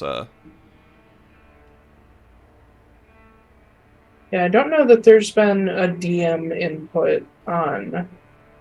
Because it seems like a very common question, and people have very good reasons for either way for it being you can or can't teleport out. here. It is. Because Titania would know this. Yeah, I found the sage Jeremy advice. Crawford. I found the sage What? advice thing here. You can totally teleport out of it. Okay. Ooh. Yep. Sorry. All right. Ugh. Wow. That doesn't make any sense. I didn't That's still- realize. If I she didn't realize teleports, that that's a big spell. So It is. I did not realize that wasn't an actual written rule until I read Resilient Sphere again, and I was like, but I've always ruled it that you can teleport out. Is that not, like, canon? Okay. Yeah. But, so she either yeah, has to burn like a 5th or a 6th level spell to get out of it. That's the only two ways out. She would have to burn a 7th level spell. Yeah, teleport is level 7. Oh, Yep. what's disintegrate?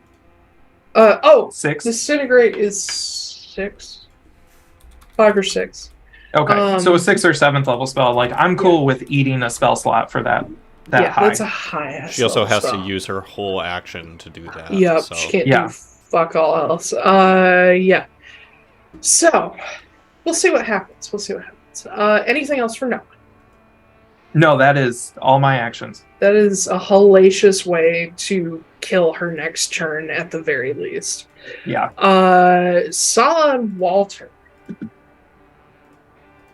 Sala is going to... What's wrong? But she's going to...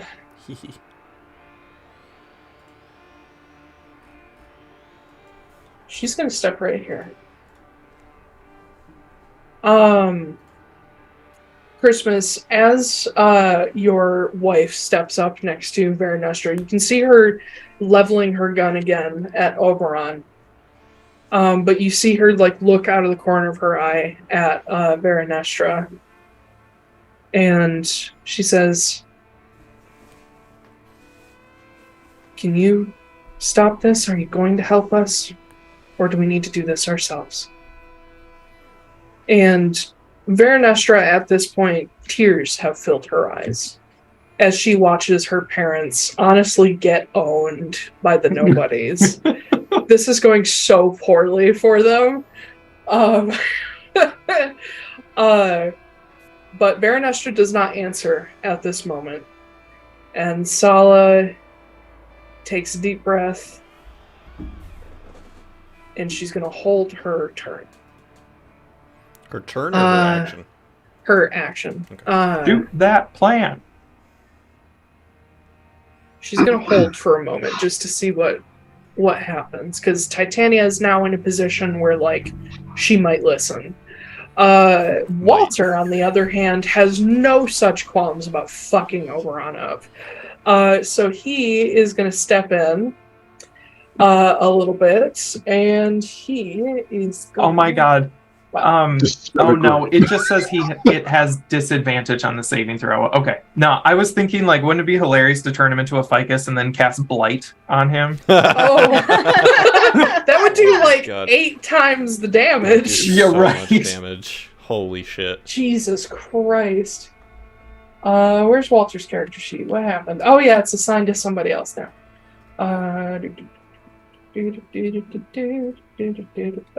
What was what did Oberon look like before he was turned into a plant? Was he looking real rough? Getting there. Getting there. Like Okay. starting to show some wear. Okay. Walter is going to go crazy ass wizard.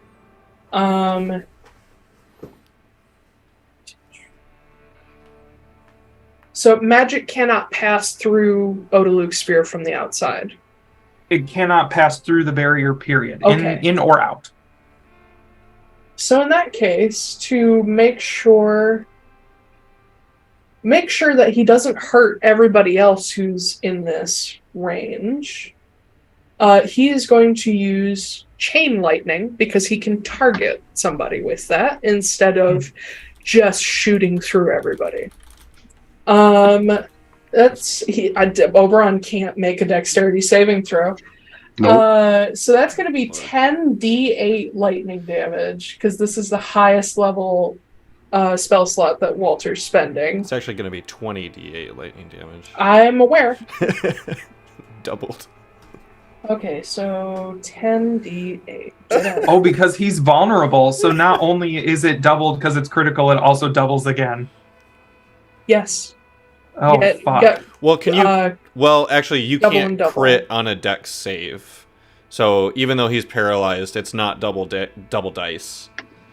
Because it's not an attack, it's not a targeted attack. So he's not going to get the critical damage, but he'll still get the vulnerable damage. Still double damage, My question, though, is, like, because all attacks that land are considered critical hits, is that the critical damage we're talking about, that doesn't work? Yeah, it has to be a lightning is a targeted attack. dex save. It's not an actual Oh, attack. okay. Yeah. Okay. Chain lightning is considered an AoE technically. Yeah. Gotcha. Which is Okay. silly.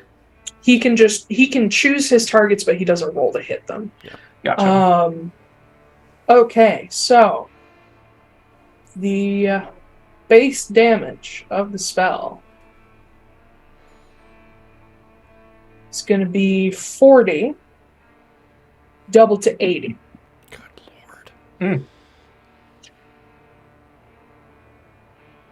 If a ficus can look hurt, This ficus looks hurt badly. There's just a crack with a little bit of blood coming Yeah, all out the of leaves side have of fallen it. off.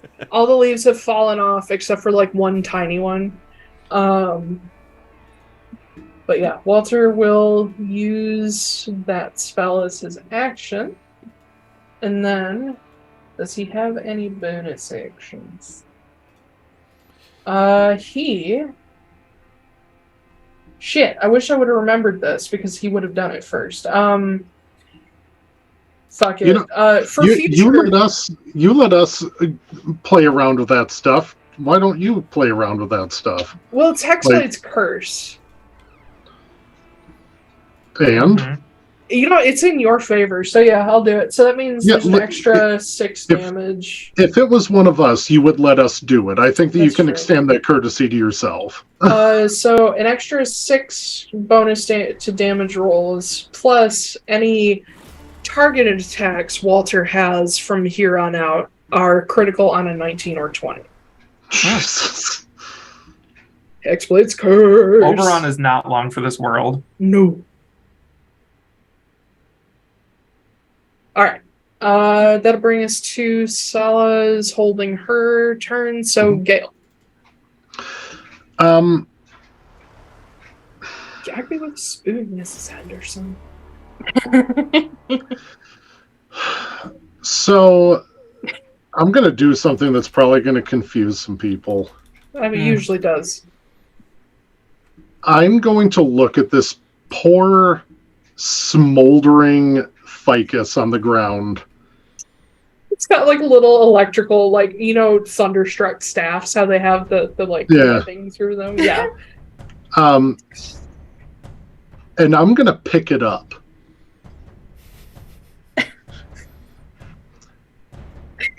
And I'm going to walk over here. Whoops. Uh-huh. I'm going to walk over here with it. Uh-huh. And I'm going to set it on the table.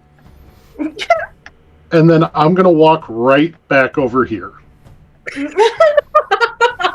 I really thought you were going to Gallagher the plan. I was like, do it.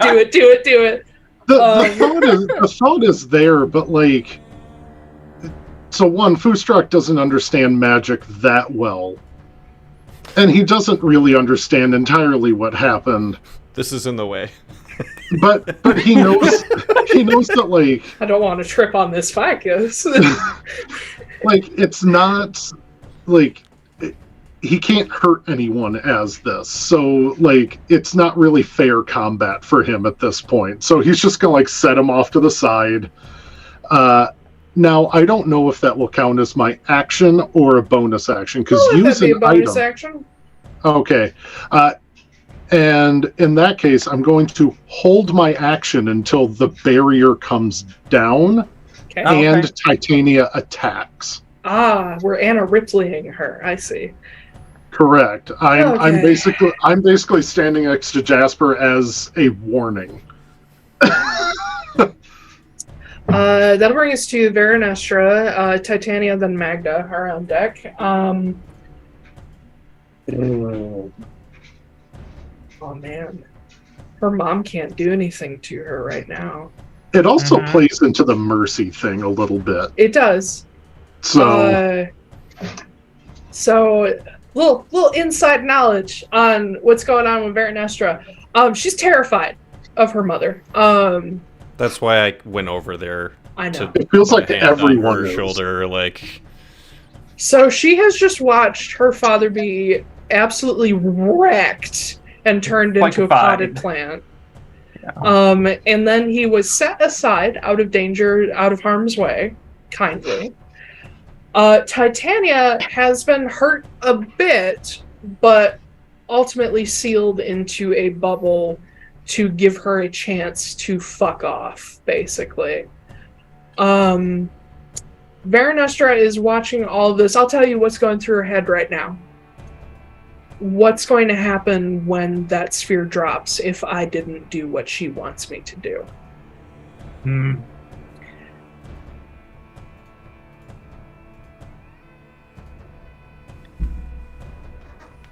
Roll a courage check. I'm gonna.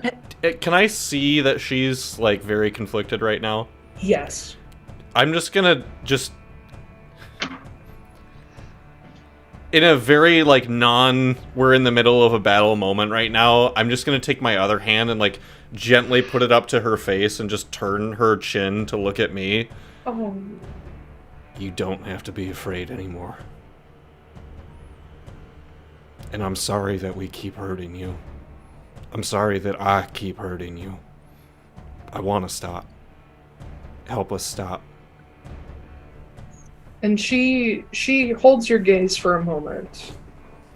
And very quietly, to the point that not even Sala can hear her, she says, "You have never hurt me." And with that, she stabs Christmas. No, I'm just kidding. It was a thought. It was a thought. She is going to cast a spell at the sphere. Does anyone want to do anything about it?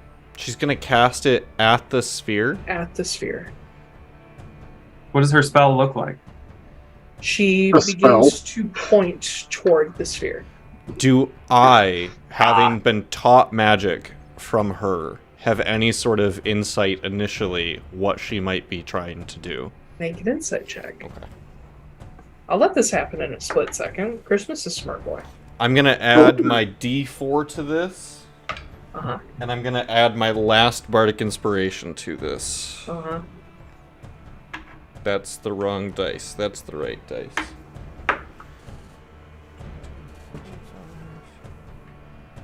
$32. Okay. As she points toward the sphere, you can see her entire arm shaking. Like, you know Verenestra very well. And even, honestly, you have kind of an invisible bonus to your insight with her anyway.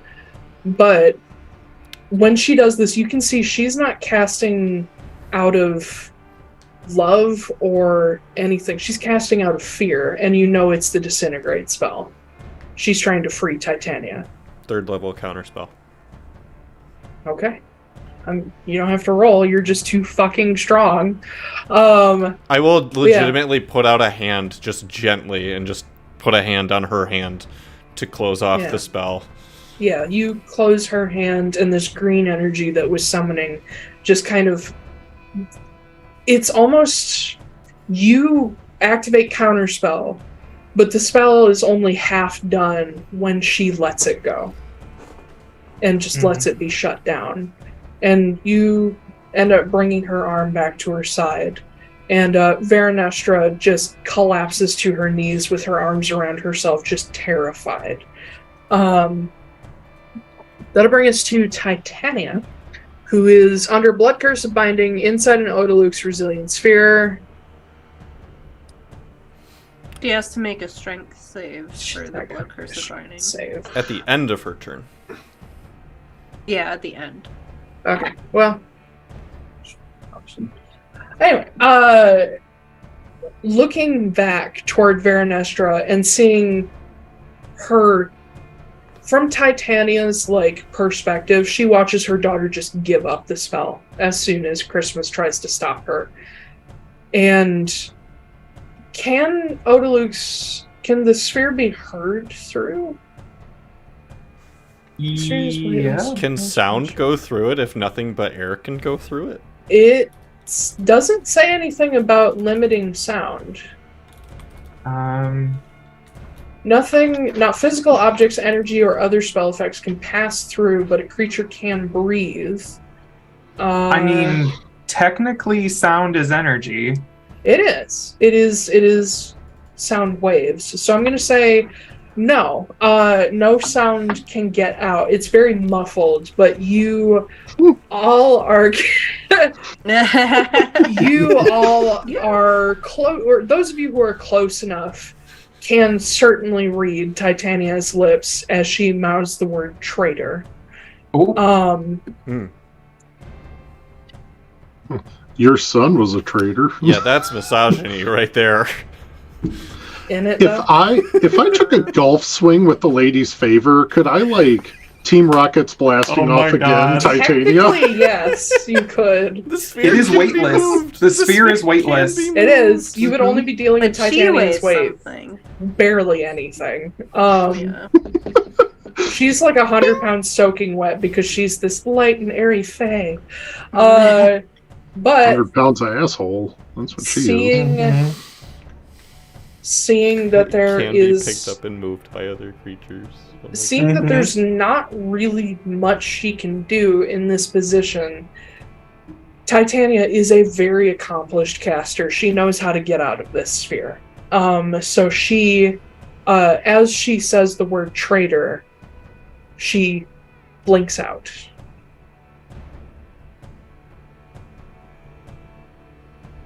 She gone? She gone, girl? She gone. Or she show up somewhere else? She gone, girl. Okay. Girl.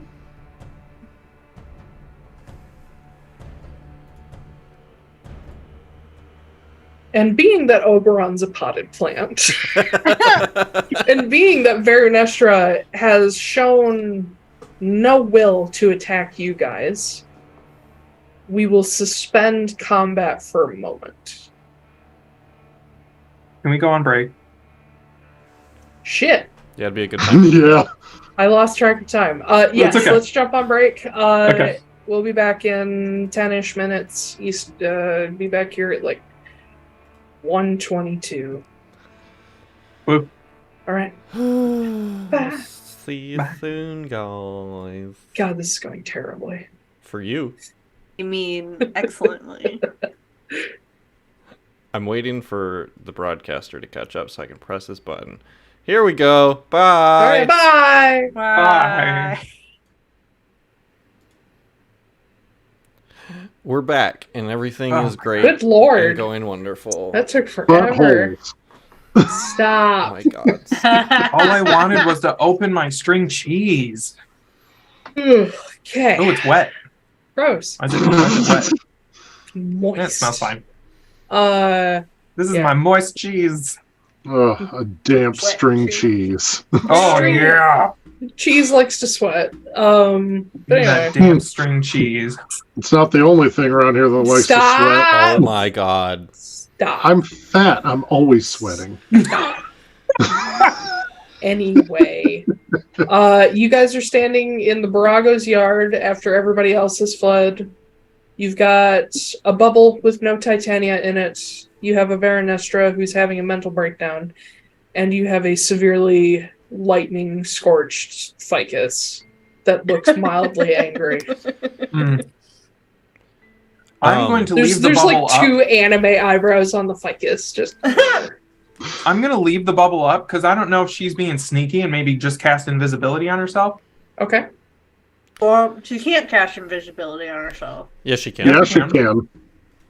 Yeah, Can inside magic the just bubble? magic just Yep. can't pass through. Oh. Yeah, Okay. she can still Unless cast it's while she's teleport. inside it.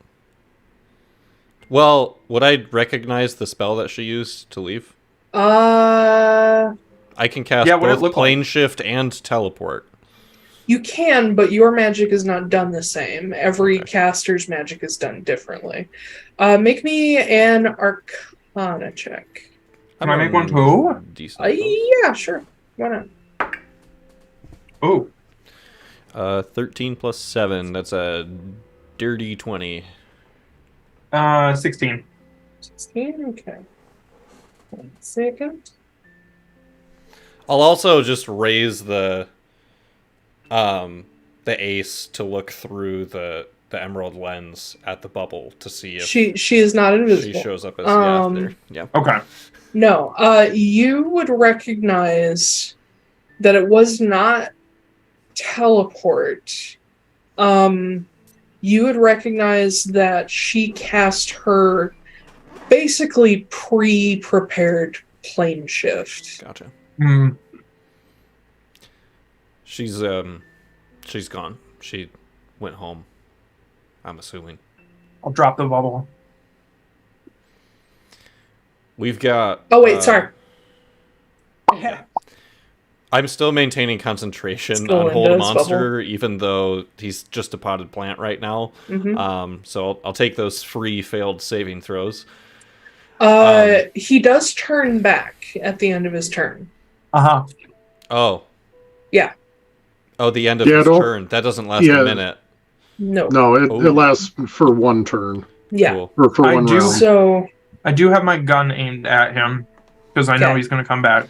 Yeah, he just and suddenly this titanic man just causes the table to upend and just food goes everywhere. I'm still holding on to it. He gets to make a save. It's a wisdom save at the end of each of his turns. Nope. Cool. Sorry, I probably should have put you in the middle of the table on that so you wouldn't fall. I want to let him go, but he needs to calm down. Hold on. He's paralyzed, so... He can't do anything. No. Yeah. Can you all, get around him or something?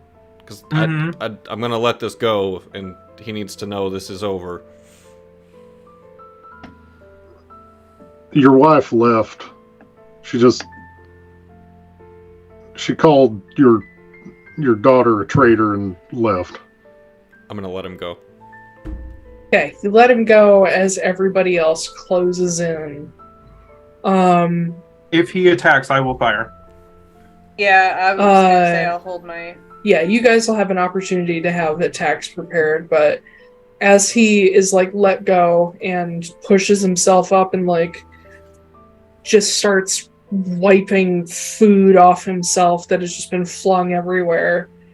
If he isn't being aggressive, I will help him up. If he isn't being aggressive. He does not attempt to hurt you, but he does slap your hand away. Mm-hmm. Yeah, that's fair. And he pushes himself up, looks down at where his sword is laying on the ground, looks over all of you, and back to where Titania was, which leads his line of sight to his daughter. After I let the spell go, I'm just, on the ground with her, just trying to comfort her. I'm gonna look at him and be like, I know what happened. Made you guys really angry. And it honestly was an accident. I was trying to protect Morgan, and here someone was trying to kill her.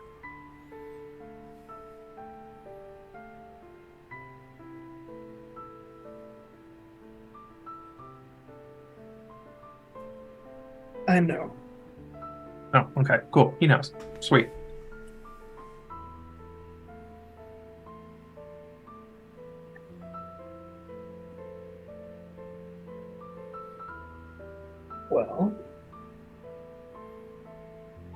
Well, what?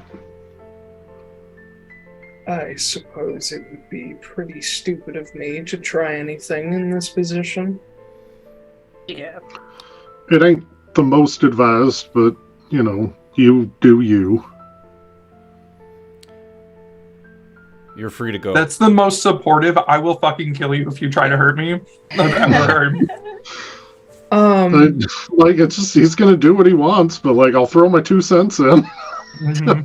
Oberon leans down, picks his sword up, and looks at it as you see, the red drain away from the blade. And he sighs. And he sheathes it over his shoulder. And he looks past you, Foostrak, to Verenestra, who's having a proper, breakdown at this point. And you can all see that he wants to say something. But he looks down and kind of off to the side. Says,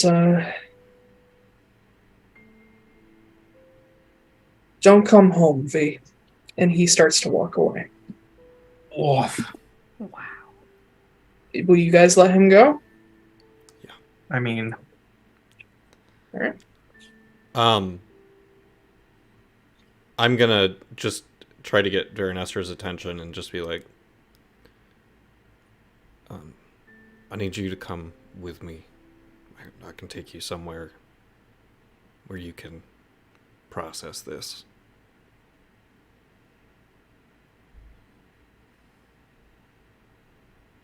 I don't... You were always too good for them. No, I'm not.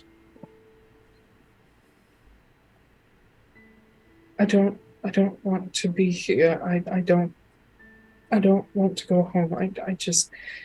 I don't want to be here. Come with me. Make a Pretty. persuasion check. Okay. Well, that's a 19 plus, well 19 is better than 15. Okay. So it's 59, I know. yeah, 19 plus everything. Yeah, It's at least no. 40. You barely needed a 10 to convince her at this point. She's still in the midst of like a panic attack, but it's one that she has enough control over to like pick herself up. I'm gonna lead her And- to the magnificent mansion door that's in the Borago's house. Okay. Yeah. Easy enough. Does anyone else follow? Yeah, I would go Mhm. along. Okay. yeah, I'm going too because I don't like. As soon as my parents get everybody cleared out and be like, okay, so we're just gonna go stay in the mansion tonight. We're gonna be nice and safe. You guys should come with us. Yeah. Everyone has been cleared away by this point, and your parents are like coming back. Not necessarily to help because these are archfey, but like ready to defend their property kind of thing. But they eventually rejoin you as Christmas takes Verenestra down into the workshop where the entrance to the mansion is. With everybody a bit behind, the Zack, Koop, go ahead and describe where you take her to within the mansion. Yeah, so I while no one's been in there, I've kind of been like tinkering in my mind a little bit what's in here, but there's one thing that's been here the whole time as soon as he made it, and he didn't show anyone. He will lead her back actually to his and Sala's room first. And he will sort of wave, and there's a big armoire that's there. He'll wave and it opens. And kind of like the tiger, the wizard, and the dresser, like that. There's a fun little thing through the wardrobe here. So I will Tiger, the wizard, and the dresser. when it opens this way, there's nothing in it. It just opens out into a garden, and he will lead her through here, and sort of hidden behind Christmas's and Sala's bedroom is an exact replica of his and Verenestra's garden. Oh, that's so cute. So you say exact replica, so it does look like the one that she made. Yeah. Okay. Or at least she started it and then helped you make some of it. Yeah. Yeah, as you guys step through, and she's just kind of blindly following because she's stuck in her own head.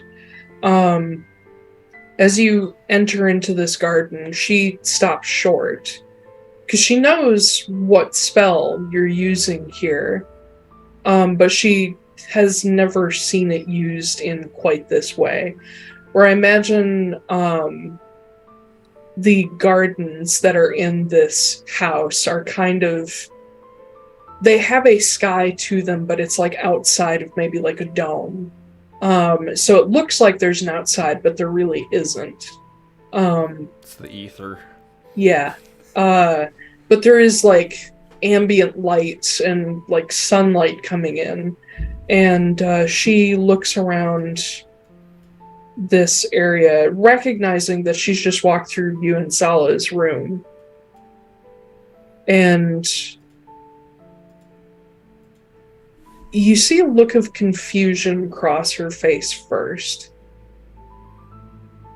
And then just absolute misery take over her expression. And she very quietly sits down on one of the stone benches,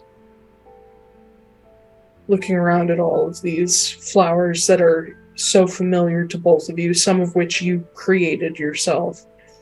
I also would let everyone else follow in here. Mm-hmm. Like, this isn't just a, like, we make everyone else leave. Yeah. Like, this is, yeah. Yeah. The rest of you have never seen this garden before, have you? I don't think so. Because I think it was Verenestra and Christmas that visited the real one together during a game. But yeah, as you step in, you see this. It sort of goes hazy at the edges where, like, the end of the garden is.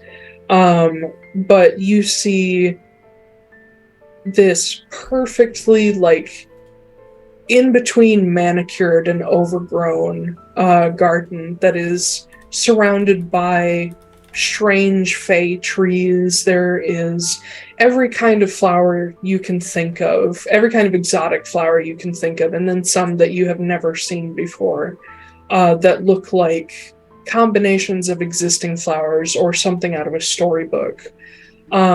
There are stone benches along overgrown, like, mossy stone paths.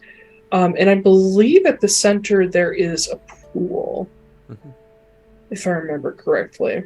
But yeah, Verenestra sits on one of these stone benches, and you see that all of her, like, armor pieces, it almost looks like fire traveling across paper as they just disappear off of her, leaving her in just the, like, billowing, mostly sheer dress that she usually wears. And she just sits there with her hands in her lap and her head bowed, not really knowing what to do with herself in the moment. And Sala will step in, like, near to your side, but she is not interfering, as the rest of you also arrive at this peaceful little glen. If you want, we can leave you be for a little bit, or stay if you would like the company.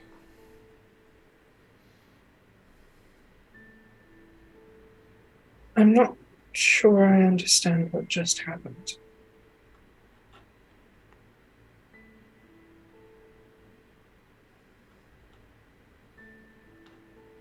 Why did you let him go? Nobody had to die. No, That wasn't what we wanted. But letting them go means they'll come back. They better be And then better we'll kick their prepared ass next again. time. What Magda said. You know they're going to come with more next time. They're not going to come with you. They barely came with me in the first place.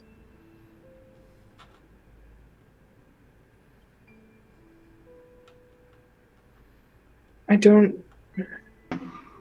And she looks at Noah. She says, they're after you. How can you let them go?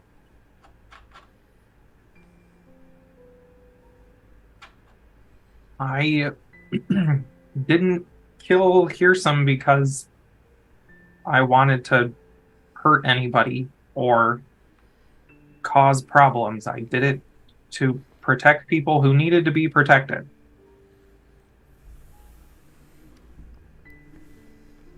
People who threaten my friends don't meet a happy end. But I also, and I kind of look at Christmas and like, I also don't want to create a lot of problems for Morrigan or like start a war in the Feywild, so I didn't lift a finger against any of them when they showed up, so no war has started yet. But the gauntlet has been thrown. It has. That was her choice, though. I know. It's always been her choice. Kind of gathered. She is going to...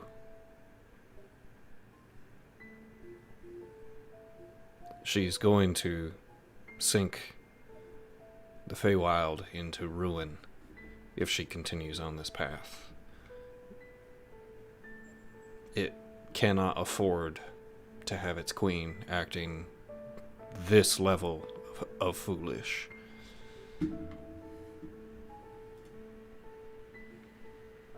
Well, it wouldn't be anything new.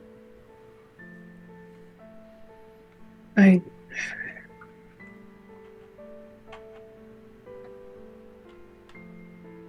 don't know what to do.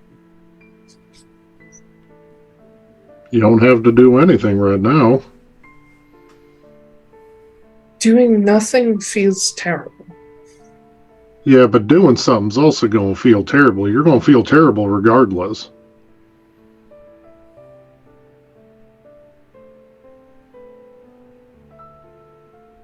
We'll protect you. I'm the And princess. we'll keep you here. I'm the princess of the Seelie Court. I'm supposed to align with Her Majesty's wishes. I'm supposed to fight for whatever it is we're fighting for Houston. And But there do you comes a want to do time- that?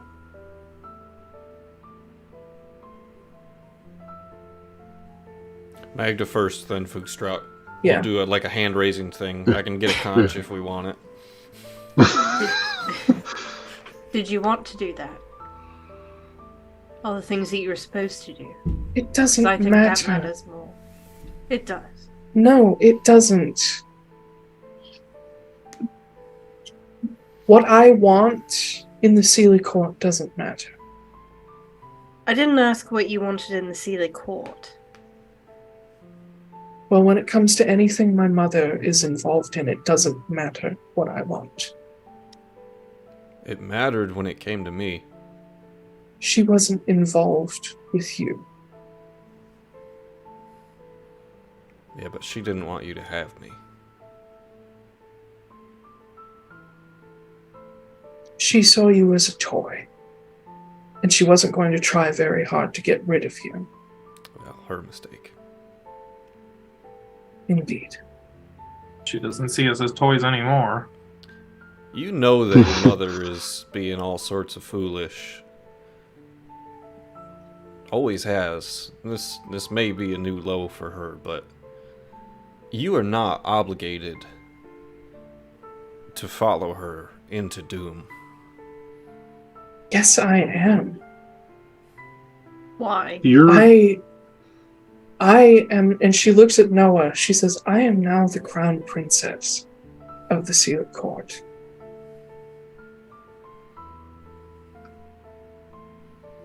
Let me ask you something. You're the crown princess, which means that if something happens to your mom, you become queen, right? Unfortunately, yes. Would you think that what she's doing right now was foolish if the roles were reversed? Would you be doing what she's doing? Mr. Because it Wildborn, sounds like doesn't matter. It does. Not until I'm queen. It does. Because someday you will be. No, I won't. The kind of power that she has. Well, that's the other thing. if you think you're never gonna be queen, then who gives a shit? Yeah, if you're If never she's going to never rule. gonna die, if she's never gonna die, then what she thinks? Fucking bollocks. You're not a princess. You're a slave with a crown. And that's it. You're her toy.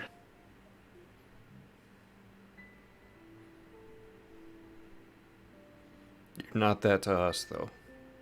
You're a person, first and foremost. And what you want is more important than what anyone else wants. This is not how the Feywild works. We aren't in the Feywild, bitch. Or the Chip's new puppy in the distance. Yeah.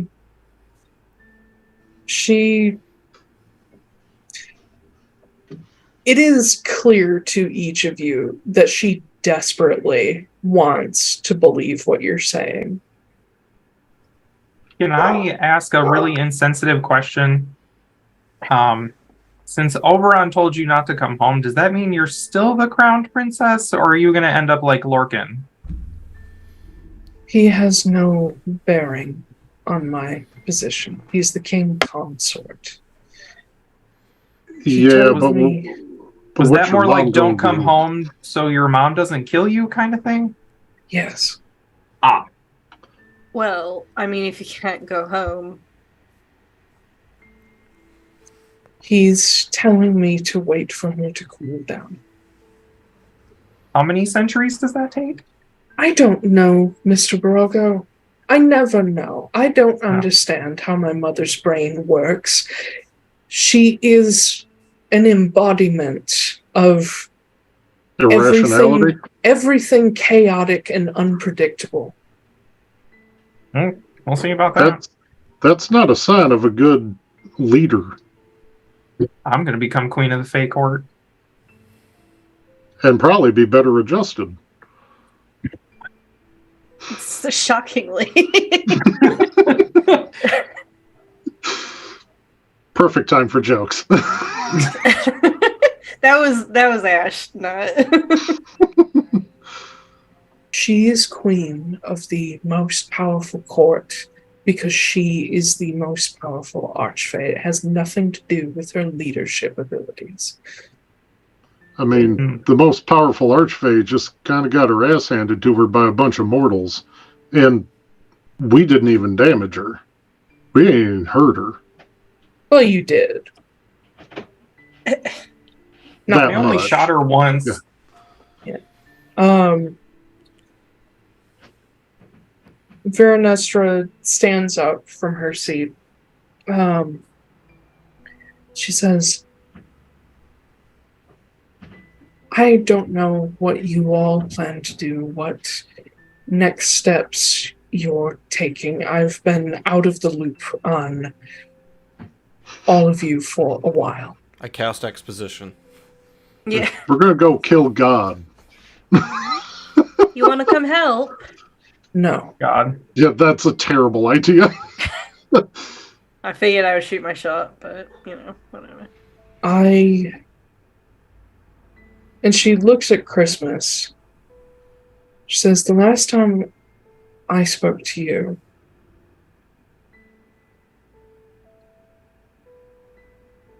I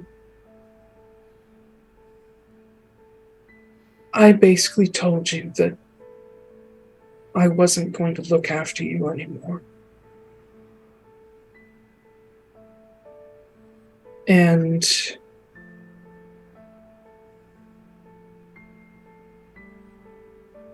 I'm such an idiot that I came in ahead of time to try to warn you.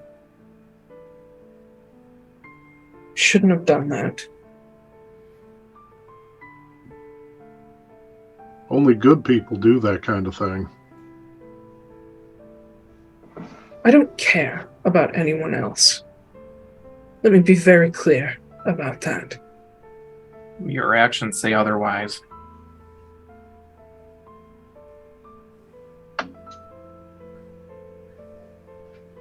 But I get it. Sometimes we have to tell lies to ourselves so that we don't rock our own foundations. What happened to your accent? I don't know, it went away for a second. I'm being serious, so it goes when away. When Noah gets serious, the Midwestern gives way to General American. She takes a deep breath and she says, I don't know what to do. All I know is that because of this, the next time my mother shows up on your doorstep, Mr. Borago, she's not going to leave. You will in a coffin. But Wait, do even y'all if use coffins? we don't need to, because she'll come back. Then tell me how to get rid of her permanently. No! Oh, okay. I mean, I don't know. I thought I'd be doing you a favor. I'm sorry. She's my mother! And? She's a fool. She's gonna doom the entire Feywild. And she was willing to cast you aside just as soon as she would fly. It's because I wasn't being obedient? There is good to my mother. She loves the Feywild more than anyone or anything else, even Hearsome. And even you. She didn't love me nearly as much as Hearsome. I've always been... Go ahead. I have always been her competition because she made me too much in her image. That seems like a her problem. You also may You not... would think. Verenestra, you also may not like this, but you know, we're all sometimes a little bit too much like our mothers, and well. Can I log off the stream, please? She did. No, it'll ruin where everyone's windows are on here, so you have to sit here and sit through this. I was gonna say, Magda's not that much like her mom. Her mom's dead. Yeah. Oh, I know. Same. When you say that there is good in your mother and that she does truly love the Feywild more than anything else, know that that goodness and that love of the Feywild is not evident in any creature more than her daughter. Maybe it's good for you to spend some time away from them so you can decide what it is that Verenestra, Crown Princess of the Seelie Court, thinks is best for the Feywild based on her own love of it. You want to know what I think is best for the Feywild right now? Yes. For all of the courts to fucking go away. The Seelie, the Unseelie, the Reckoning, the Seafoam, the Wonder, all of them.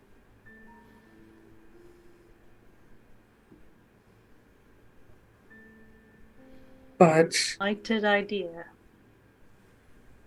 each court is connected to something about the Feywild that makes it what it is. And yes, the Feywild would exist without the courts, but it would go through its own calamity if that ever happened. And if the Seelie go away, then the foundation on which all of the other courts stand also goes away. Yeah, this is That's why... No, go ahead, Chris. Neither of us did the hand raising thing, so it's... No, we did. I don't always remember that. Foostrak I didn't first. do great in Go. school. God damn it, Chris. Now I forgot what the fuck I was going to say because you interrupted me All right, about Christmas. the hand thing. Get in, loser. We're killing the Feywild. No. Court of No. Upheaval? No. Uh-huh. Isn't that No. a great name? No. So good. No. Oh my god, I'm gonna write that down. No. No, you can have it. No.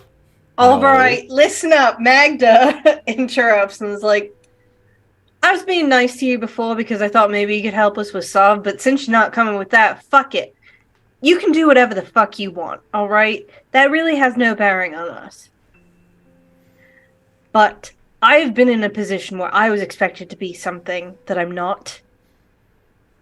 And I can tell you that once I got the fuck over that, I am much happier and have many more people behind me as who I actually am than who I was supposed to be. So if you want to live that way, then fucking continue, by all means. But if you really want... I put a hand over Foostrak's mouth. Every time I think Ash is done talking. Doing dramatic I'm trying to do Let the pauses be longer. I'm not even doing that long. Yeah, shut up until she says she's done. But if you really... Now I don't even remember how I was going to finish that off. Fuck God you. damn Is it. it the room? I think it's the room. It just takes memories from you There's before some they even flower. are real. There's some flower in here that gives off a memory erasing pollen.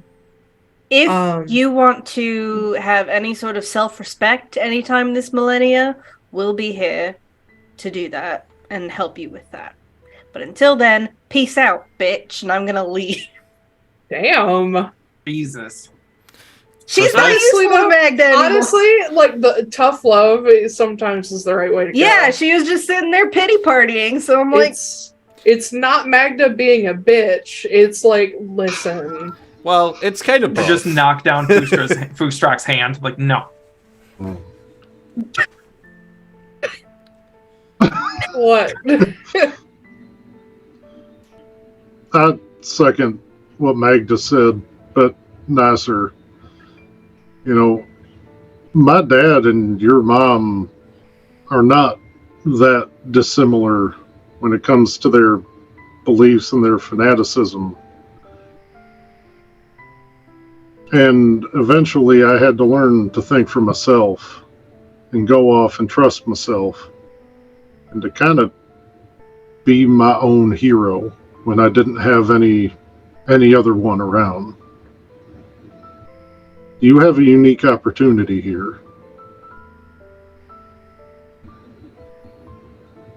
You would be a good leader. As you were speaking, Walter is kind of like looking at the floor, but slowly raises a hand. Oh my god. It's okay. You can leave too if you want. I summon the lady's favor and I go to hand it to Walter like it's a talking stick. Oh my god. He like reaches out for it and then and he falls to the floor. And he's like, Oh shit, I'm sorry, I forgot. Oh god. Lady Verenestra, let me say on behalf of this fucking group,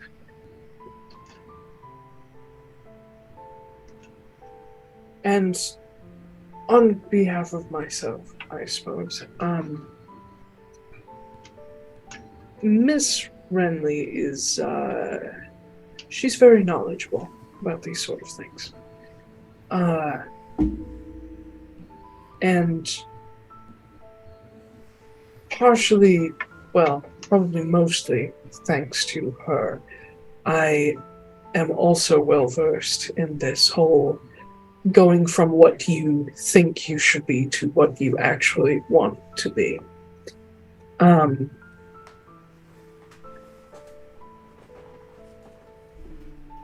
I think some time is needed for you to rest and calm down and consider everything that's on the board.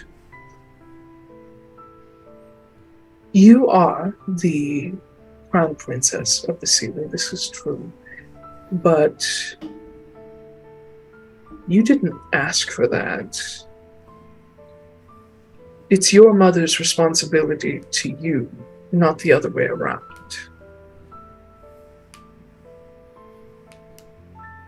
You don't owe her anything.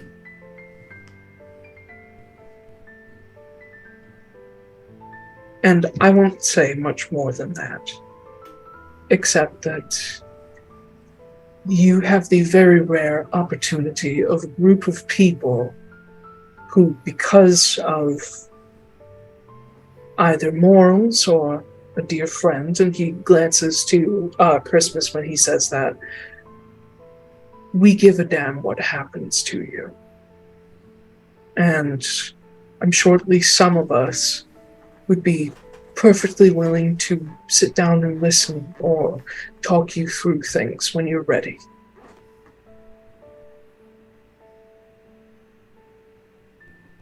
You do not have to be your mother's tool.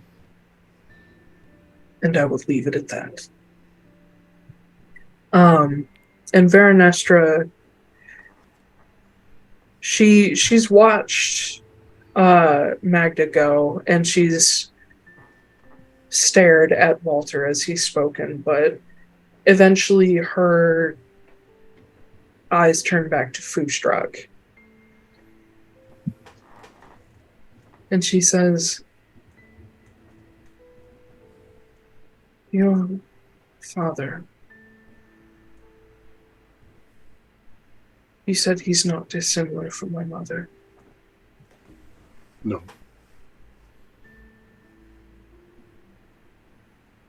What did he try to make you do?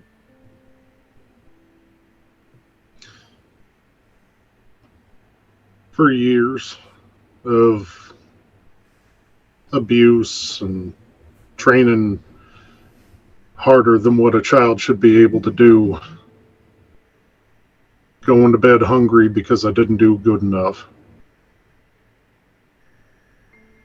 Not being allowed to explore the things that I love, the things that I enjoy. Being told that everyone outside is beneath us and rotten and evil. And as you're speaking, she just starts to lower her head into her hands. And then I left. And I have found that this world is deadly and horrifying and beautiful. And above everything, I have found true family here. And I have been able to forge my own path. And I am stronger for it. I am better for it. And I took down my father with their help, and I banished him as my one and only act as the leader. I took his horns. I took his trophies. Everything that made him believe that he was worthy of anything. And then I gave the power up, because that's not what I want.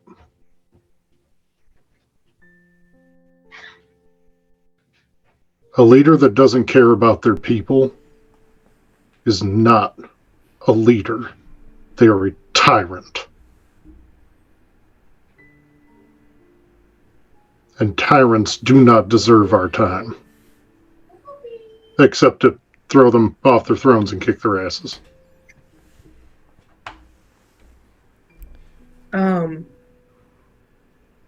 She, still with her head in her hands, she sat back down on this stone bench.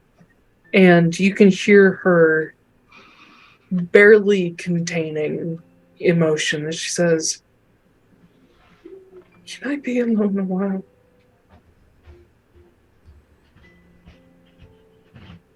That's what you want. Please. Please. Just a while.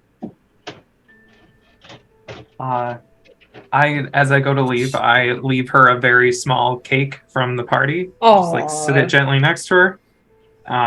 It has a dead body on it. It says, "Sorry for killing your brother." No, it doesn't. I'm just kidding. I was about to say that was really fast. Yeah, but also, what the fuck does she care about It has Hearsay? this little icing of like a stick of dynamite and Right. Hearsay's body in like half. Yeah. No, I just leave her a little cake and then I leave. Okay.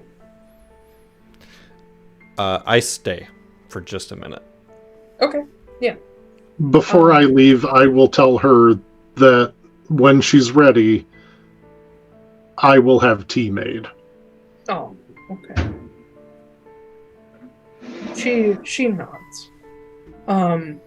But you guys step out, and Sala is the second to last. I kind of catch Sala's eye as she's leaving and just give her a little nod. Like, I'm gonna need the room for just a minute. Yeah. Before my ex-girlfriend. Before she goes, she kisses Christmas's cheek, and then she walks over to Verenestra and kneels down in front of her. And Christmas, you do speak Sylvan, right? It's my first language. I'm just double checking. It's been a while. It's been a while. Thank you. She sort of crouches down in front of her and says, I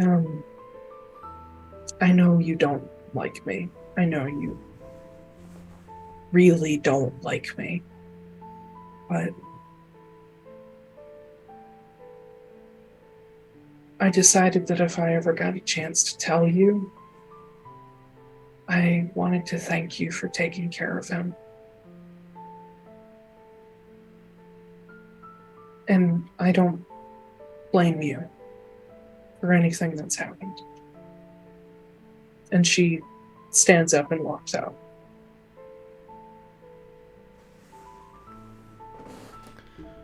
I wait just kind of a minute. Mm-hmm. And then I'll just, where she's sitting with kind of her head in her hands, I'll just kneel in front of her.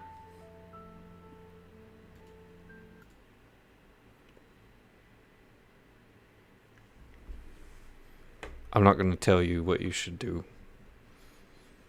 And you've heard everything we have to say on the matter. So, I know you want to be alone. I get that. I also know that when they say, if you want to talk later, you can. Well, despite what Magda had to say, she's not always going to be there for you to talk to. Noah will not always be there for you to talk to. None of them are always going to be here. But I want you to know that I made a deal with Morrigan. If we defeat Sav, I am going to be in service to her forever. And she, lifts her head up out of her hands as you say that. So, I am simply here to tell you that when we take care of Sav, I will always be here for you. If you need someone to talk to, if you need anything, I will always be here for you.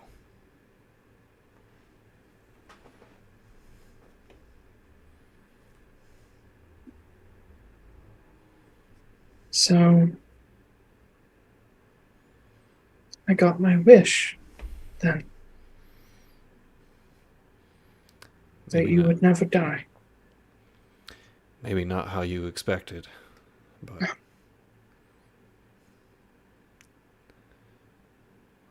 The last thing that you said to me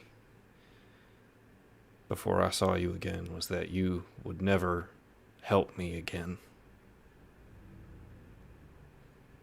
The last thing that I said to you was that I hoped that someday you and I could walk through our garden again as friends.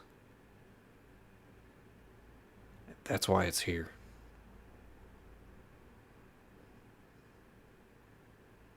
I will never give up hope for you to become more than your mother. And however you choose to do that is entirely up to you. I won't stand in your way. And I'll be here for you.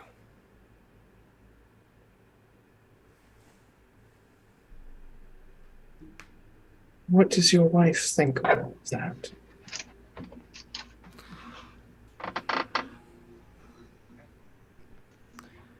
She's included in the deal as well. She's not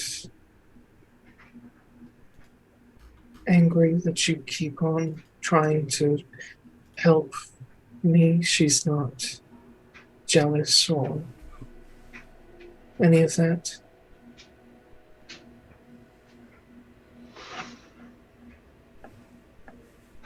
We have a pretty open communication with each other, so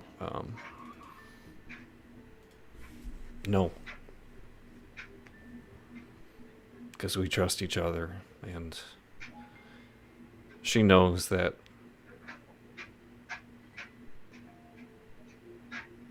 I'm never gonna stop loving you. Ever. She thanked you for not only taking care of me, but you helped make me who I am. Without you, there is not Christmas Fortunemær. So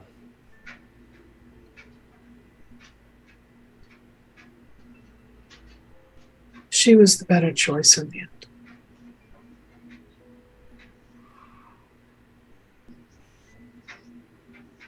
I am jealous and fickle and controlling because I'm like my mother.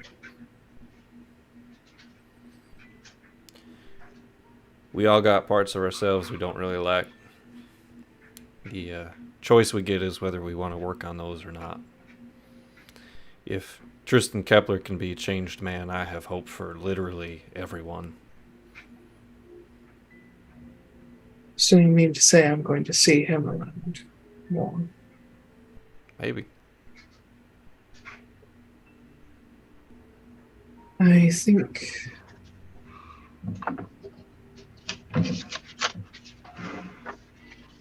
I just need time. And then I think a conversation with a few different people is long overdue, including Morrigan. Take all the time you need. I'll just check my watch real quick and just be like, the house is going to need to be reset at about probably like 20 hours from now. So, that you don't want to be here when that happens, but I will be long ago. okay. Well, you know how to leave, but stay as long as you'd like within that time frame. And I will I'll give her like a awkward pat on the shoulder. And she reaches out and she catches you by the collar and pulls you in to hug you. Okay, for a hug, yeah. And then I will I'll leave. You will find Sala lurking outside the garden. Because Definitely smells that perfume. Oh my god. She doesn't care. I will just turn to Sala. She knows. I figured she'd find out. But are you okay? Fuck no. My hand is still shaking. Jesus. Okay. It's been a long 30 seconds. Yeah. I know that fight only lasted less than a minute, but God, it felt like hours. Ha ha. Aha. I'm good. I just I need something to do that's not that isn't not going after Sav. What? I need something to do that isn't not going after Sav. What? So you want to do something? I need to go after Sav, and everything Okay. else is just secondary at this I point. figured that's what you were getting at, but I was There's like, just why so did you much- say it that way? Because what's more important is getting rid of the excess right now. That's... I'm sorry. So you mean him are is wasn't? Is that what you're saying? that Does they he is? Does he is was? But as soon as Saul like figures out that little riddle, she reaches up and she like fixes your collar after it got messed up.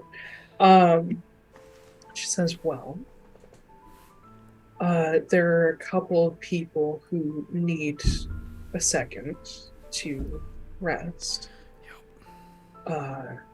And you probably do too. So let's let Noah do whatever project he's doing Oh with his god, mother. that's right. There's a box or something. Yes, I don't know. But let's just Titania's coffin. let's just let him do his thing, and we'll go in the morning, wherever we're going next." That works for me. Okay. Sala and She I glad- will bang in the room next to Verenestra. I was literally just about to be like, she glances around and is like, I mean, we are in our room. You want to pass the time? Yeah. I have like a single scratch. Yeah. That's like, the only reason I would need to rest is to get back all of my Spell super slots, high level spell slots, and then the third levels I used to counterspell. Ugh. Is there, other than Noah's thing, is there anything that anybody's doing that day as you chill out? Yes, I was going to talk to Walter. Ew. Okay. Yeah. You will find Walter, probably where he would be in his own mansion, which is like if there's a library or a study. He's found a spot with a table and or desk that he can get his auto writer out and be tip-tapping away. So you will come upon him in, I don't know what Christmas has made. Is there like an office or study or library? Yeah, the barbershop is honestly probably a great place for them to What? hang out. Big comfy chairs that you can sit in. You know, there's a fireplace going. It is. Barbershop Yeah, he does. Yeah, it's Oh a my barbershop / library. You know, get pampered while you read. Why not? Look, You know, It's like his quartet has to meet somewhere. there's one of those there's like the barbershop pole outside, like on the side of the door, and it's spinning, but Yeah. it's green and purple instead of Yeah. red and white. It's like Smithfield's, where it's like mostly saloon, but there is a barber in the back. Yeah, exactly. I thought you were gonna Yeah. be like, it's like Smithfield, but it's full of ham. It's one room that has bookshelves, comfy chairs, a bar, and a barber shop. There is There we probably go. ham in there somewhere. Mm. But yeah, I imagine then that this area serves several different purposes, but Walter will have found a comfortable chair and a table or desk that he can just tip-tap at and do his thing. You guys have spent enough time with Walter to know that when he's got like his auto writer out, he's either doing business for Veneer Arms, because he still does some work for them in his downtime, either like organizing things, or sometimes he even like takes orders as you guys travel. So he's just organizing. But Foostrak, you'll find him with his like half moon glasses and just leaned back in a chair typing. I like knock on the door frame. Let's go. Hey, I probably am interrupting, but do you got a minute? For you, Mr. Wildborn, yes. And he takes off his glasses and sets the auto-writer aside. You know, you're the only one that I like calling me that. It's a habit. Doesn't bother me. So I was going to ask you about this before we were so rudely interrupted by wild assholes from the Feywild. He actually is Wild like, assholes. yeah. Yes, Mr. Wildborn. So, you know, we're going to be going to Stirnagard up here in not too horribly long. Mm-hmm. Do you want to make a trip to Moore's Rest? Mm-hmm.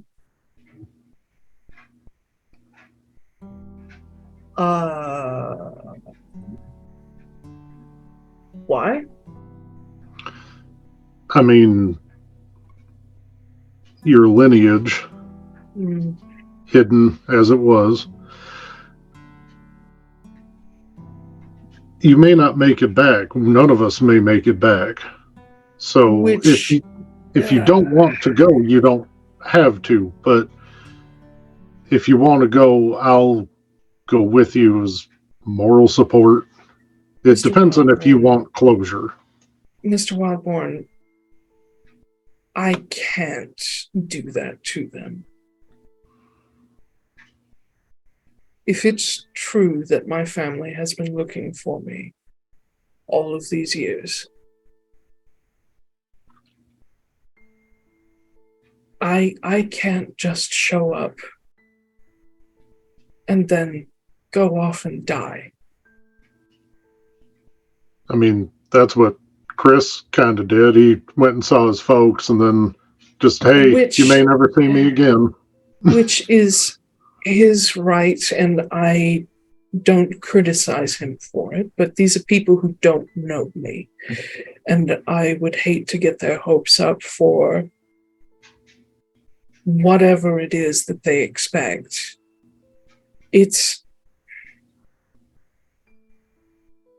I want to go back. I do. You worry it would be cruel. Yes. There is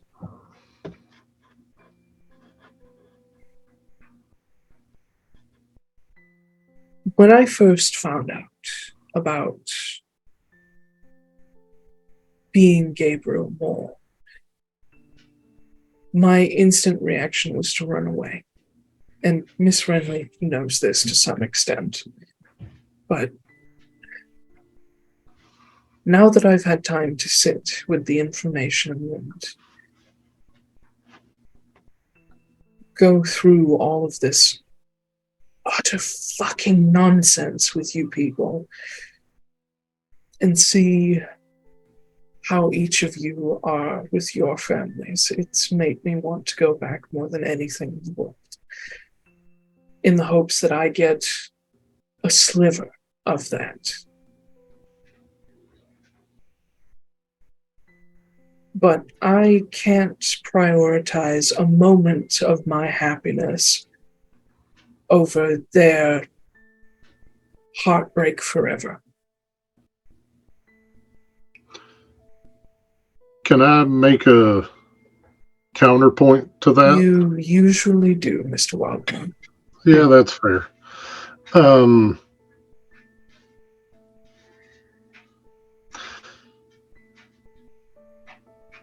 If you die in Stirnagard, they're going to be heartbroken regardless because they're never going to know. Familiar misery is better than new. But at least they would have the knowledge knowing that Gabriel Moore died trying to do what was right and save this world. You are so good at saying the same damn thing in different ways to different people. I mean, I don't know if it's a good trade or not, but it's a thing, I guess. I can see why Ellen chose you.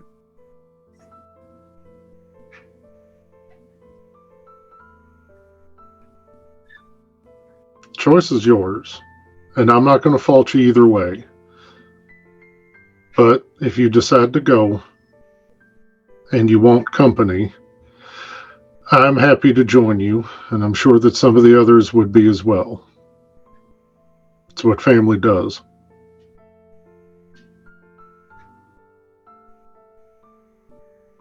I don't know if I can make that choice right now. I don't want to sidetrack us any more than we already have been. That's also fine.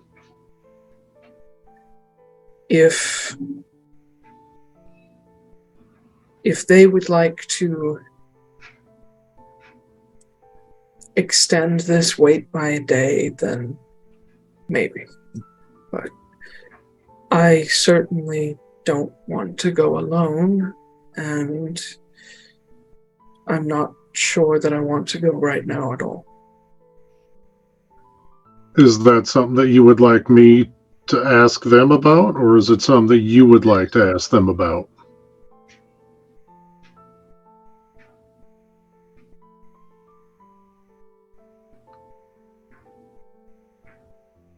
I don't know. I just don't want to take the choice away from you. That ain't fair and that ain't right.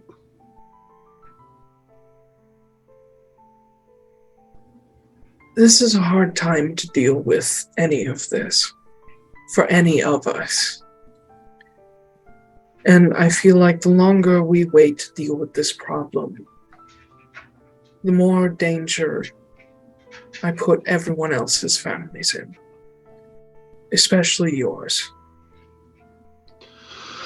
Yeah, that thought's crossed my mind several times as well. I think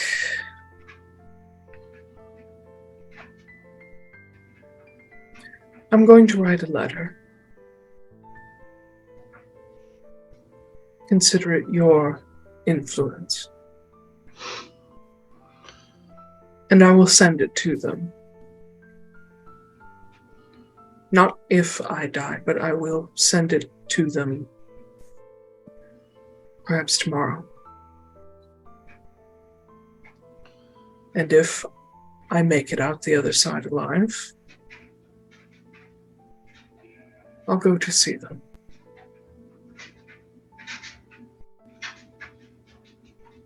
I might need someone to hold my hand. But it would be nice to have friends there. Of course.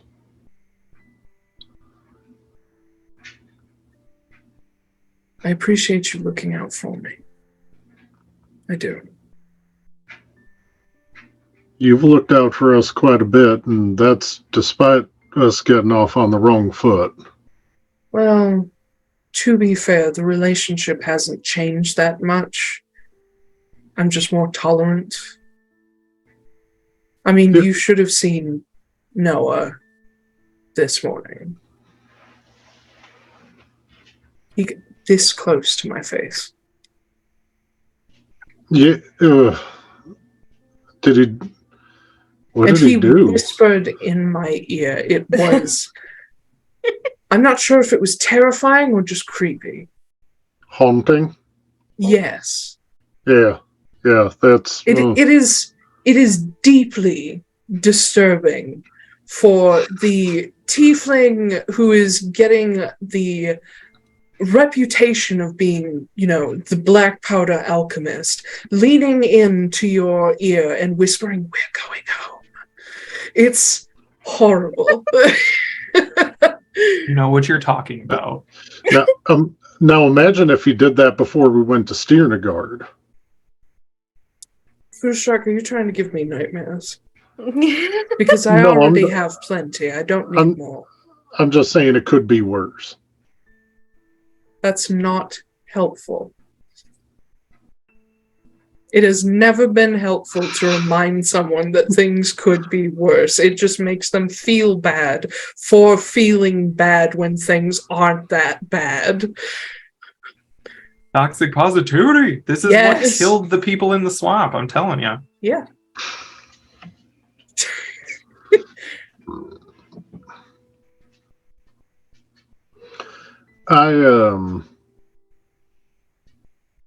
I think I need to write a letter myself. Maybe a couple of them. We're gonna write some letters. Probably a good idea. Taiylor already has those letters. Yes, I do. Oof. Yeah. Oof. They would probably be wise. And you see Walter take his auto writer and stuff it back into his bag before he pulls out a basically like a ream of paper, because you've noticed when he's working, he uses his auto writer, but for anything personal, he handwrites it. And he offers you out a few sheets of paper and an extra pen. Thank you. I'll start on mine, or at least perhaps write an outline so I don't ramble. Whenever you're ready to, if you need to send yours, let me know. I can post them all together. Thank you. And I'm going to sit down in the chair across from him and start writing the letters that I have already sent you. All right. Meanwhile, Magda, what are you doing? Magda. After you stormed out.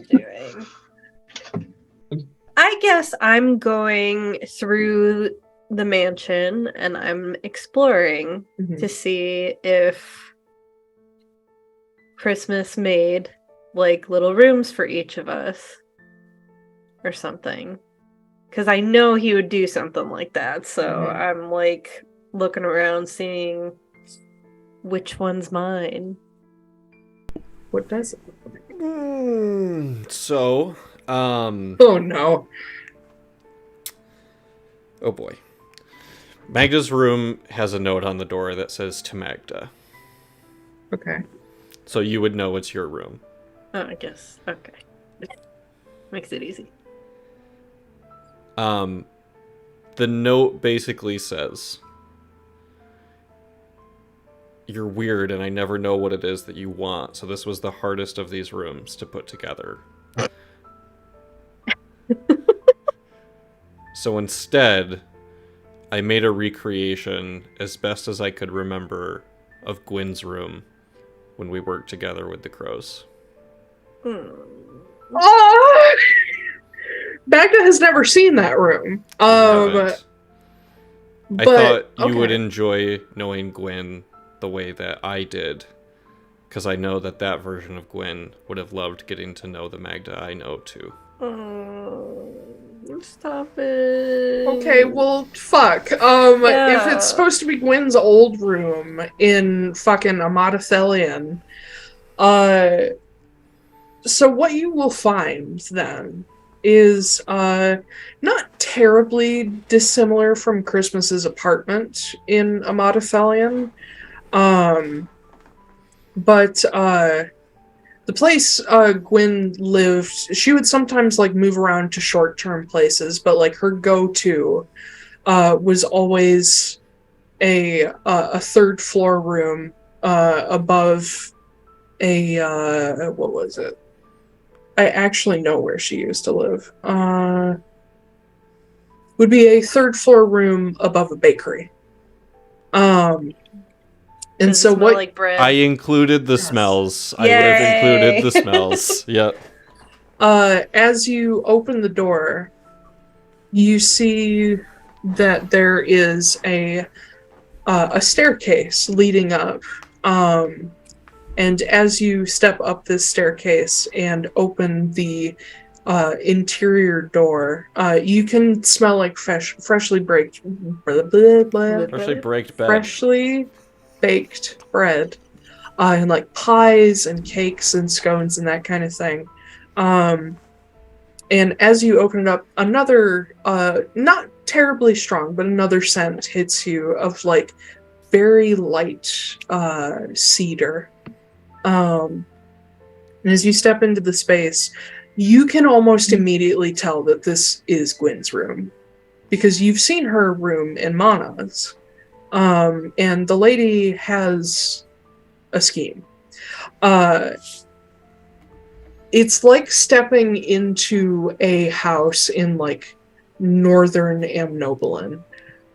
There are furs all over the place of all kinds of different animals. There are hide blankets, and there's like leather tops on some of the tables. Granted, this is a very small space. It's like a studio apartment. The bed would be like just big enough for Gwyn to fit in. She would have to maybe curl up a little bit, but you know that she kind of sleeps curled up anyway, so it's fine. There is a mammoth fur blanket over the bed, which would be an Amnobalin thing. And like a big white fur with a brown stripe across the back in the middle of the room. It's all very like warm and natural colors, and a lot of like fur and hide surfaces to make everything feel soft and welcoming. And all of the furniture is pretty much like ramshackle, put together whatever she could find. Like it's curb furniture that you get for a studio apartment before you have a serious house.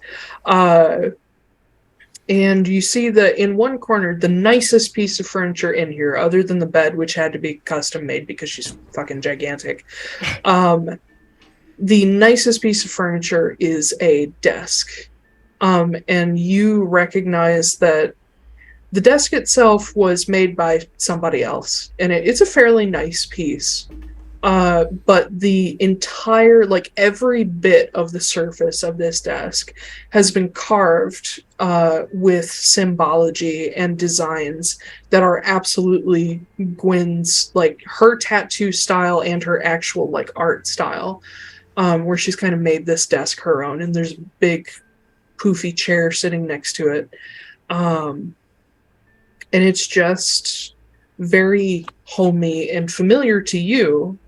And the windows that sit in here, there's like two large windows. You can see outside a like misty version of the streets of Amadathelion, where occasionally like phantoms pass through the fog. But it's not creepy. It feels like a memory rather than ghosts. But yeah. And as you step in, all the candles in the room just snap to life. Oh, wow. Yeah, once I'm done looking around, I think I'll probably just, like, sit down on the bed. You have to, like, jump up to get on it. Yeah. And, I'll just curl up, like, on the side that she used to sleep on when we were together. Oh, that's cute. Yeah. But after a bit, you will hear a knock on the door. Come in, I suppose. And you hear little clicky claws. And the interior door opens, and little Jasper like pokes his head in. And then he looks around. Oh. Up here. Hi. Hi. Hi. And he takes a flying leap to like get up on the edge of the bed. And he just sits down at like the foot of the bed, and says, "Are you okay?" Yeah, I'm mostly okay. Yeah. I didn't get hurt. I mean, I did get hurt in that fight, but it was mostly just me hurting myself. So. Well, that wasn't nearly as scary as I thought it was going to be. Yeah.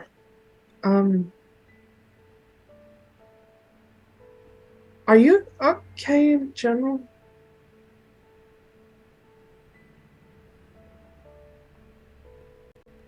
That's a loaded question. I know it is.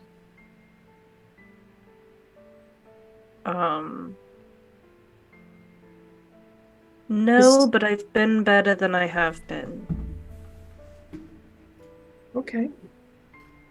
I just noticed that obviously you have every right to be, but it just seemed that you were a little angry.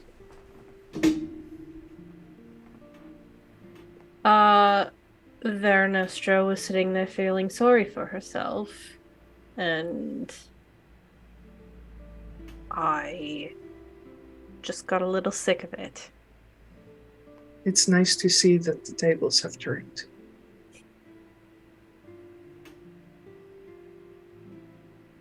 I think, yeah, it takes a little bit to realize how annoying you were.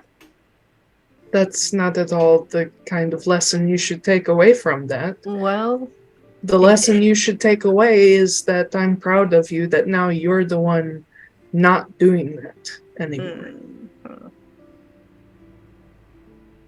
She'll get there too.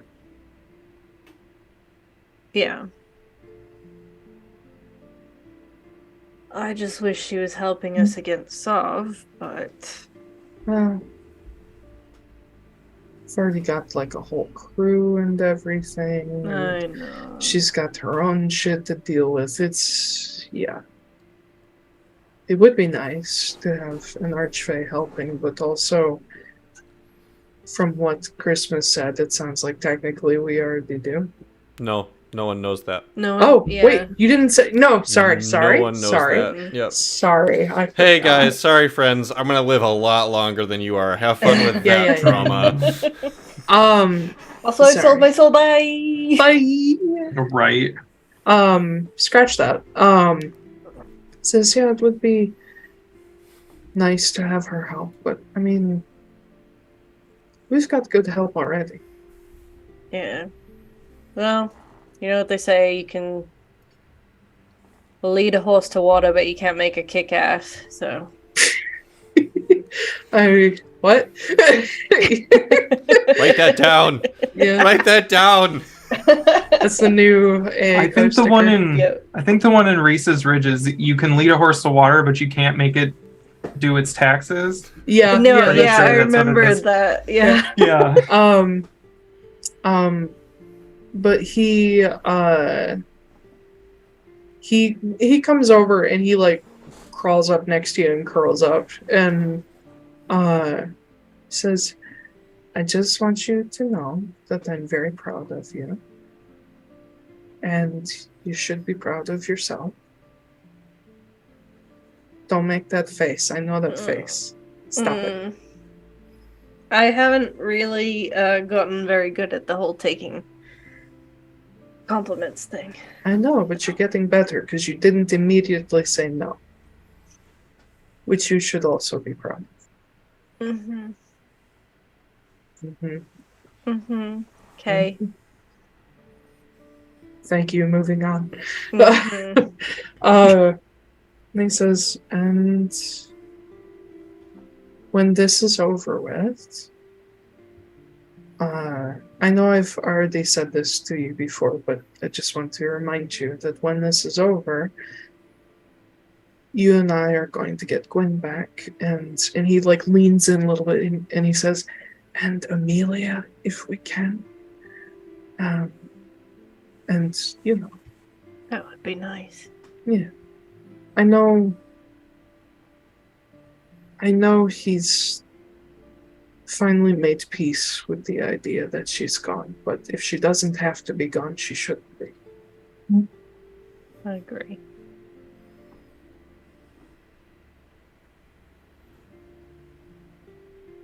Also, he'll owe me so big. And you. And all of us. He'll owe us so much.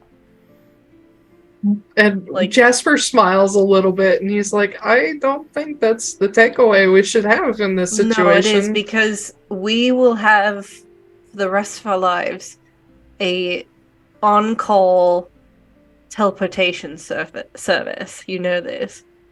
Yeah. Yeah. All we have to do is be like, hey, bitch, I want to go on vacation and Garrett Elderthas. Let's go.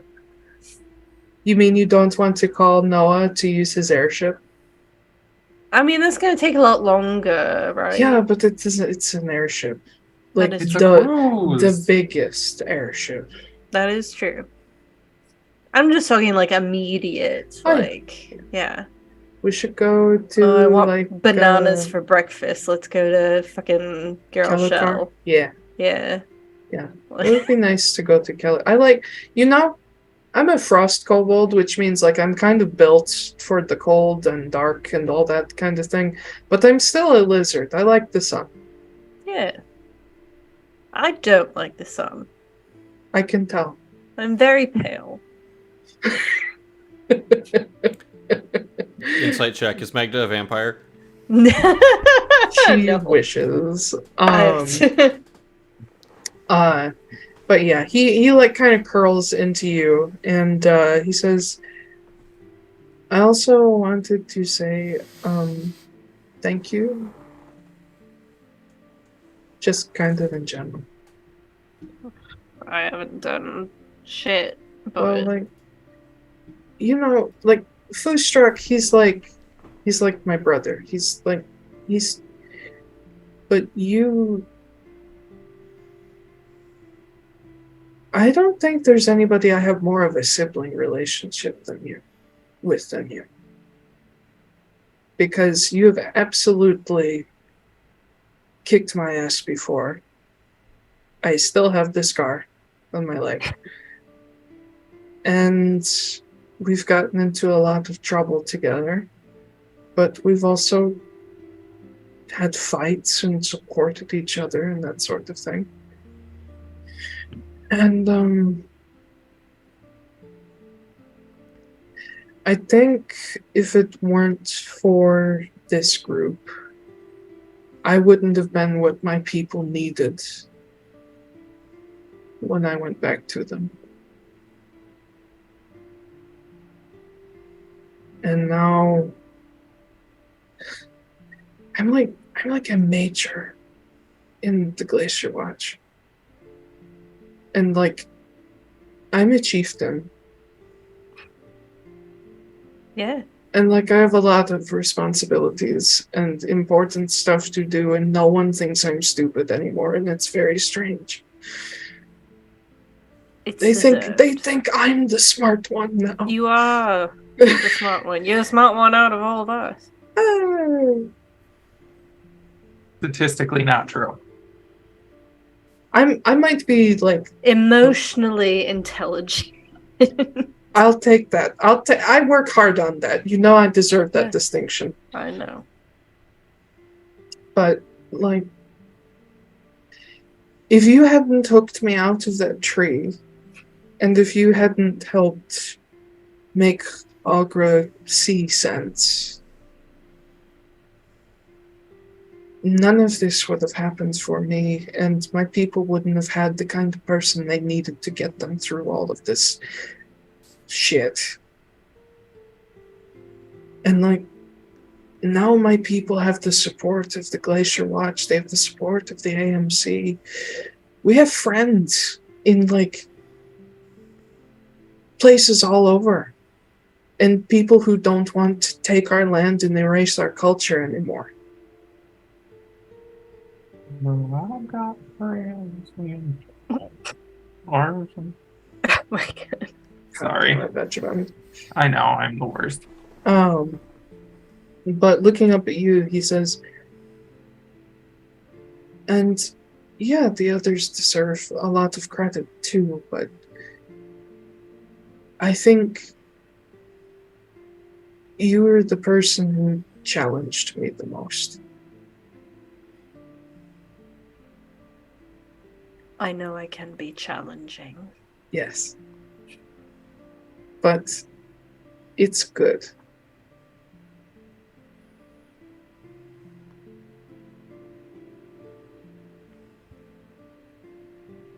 I'm okay with us being siblings.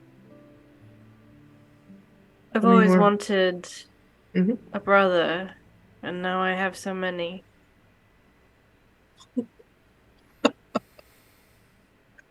Okay. It's just the way you said many that just, oh, my heart. But he nods and he says, yeah, I think that goes for everyone in this group. And you have a sister now, too. Yeah. Mm-hmm. Okay. Well, I got my ass handed to me in that fight, and I'm really tired. Am I allowed to nap up here with you? I'll go for it. And he just, drops his head to the bed. And Okay. he's snoring within minutes. But yeah. Ben, Yes. it's your turn. Oh, Before cool. Before we're done for the day. Yeah. Did you get a chance to see the box before? I think Not yet, no. Oh, okay. Well, I have described that it is inspired by the rune chests from God of War.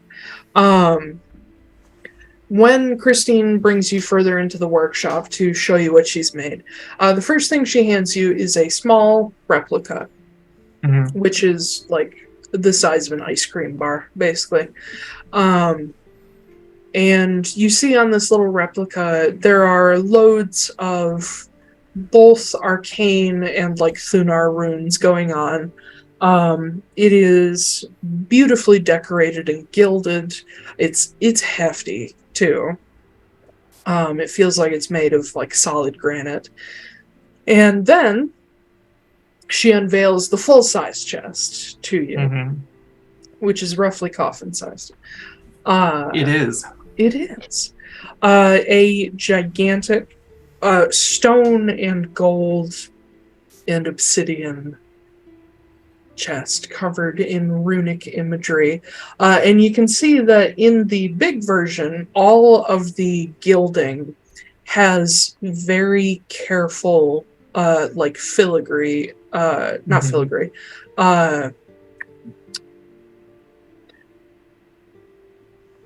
patterning in it that has been carefully stamped in.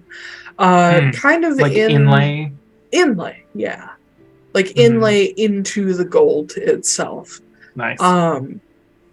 And there are curling patterns and some that look like feathers and leaves and others that are maybe a little more similar to brocade. It's got some Constanian flair. But Christine also imparted a lot of alchemical imagery and alchemical symbols and elemental things or natural things, common materials and components that you use all the time. She really didn't have to. The box is already worth 5,000 gold? 5,000 gold. Okay. 5,000 gold. But she just added her own artistic flair because that's what Christine does when it's her little boy. I would like to believe that because of all her extra work, that's why the spell allows it to be larger. Sure. Okay. Yeah, it's a little bit bigger than standard. That's my belief. Yes, you have your chest and its tiny replica. I open the big chest. What's in it? There's a molasses log in there. That's it. Just wrapped up in saran wrap. That's cool. in there. And Borago saran wrap. Yeah. She probably also put a little care package of some snacks and useful little things in there, but otherwise it is empty. Okay. Well, thank you for making this. I will make it disappear tomorrow. Okay. Because, kind of tapped out on the magic stuff. Although she was there when I made the residuum, the liquid residuum, right? Yes. Okay. All right. Yeah. I don't I don't know. There's not really a whole lot to do with it right now. I feel like there was something I was going to do. Oh, I wanted to see, because those residuum bullets work so well. Mm-hmm. I wanted to see in the workshop, is there a way for me to connect that that liquid residuum capsule to my gun? Just, like, soup it up a little bit. The capsule is this big. Perfect. Can I It's a mount it on the football. gun? It's a football. Can I mount the gun on top of it? I don't know that would do anything that you want it to do. Sometimes you just have to stick things together and see what happens. Yeah, that's true. I don't know what that would do. What if... Ooh, better idea. Since it's so big, is there a way to... and to have her help me, is there a way that maybe we can run some... maybe like lines through my armor or something? So that it can be mounted on the front of the armor and, like, I can draw power from it or something? Can we figure out how to draw power from it? Power from what? Like spells, magic, just in general. So I've got this thing, but I don't know how to use it. I've told you that this can kind of function like a transmutation battery.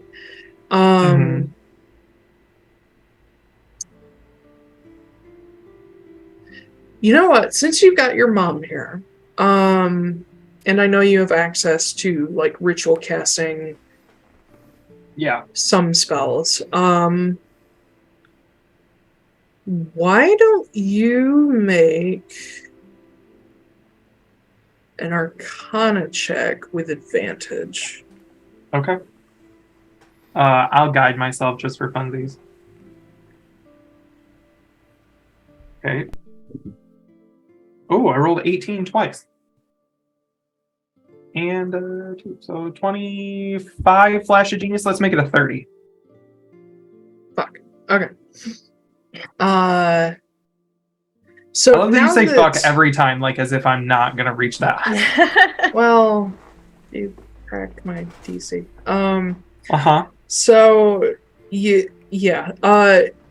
spending a little while with this thing, this capsule,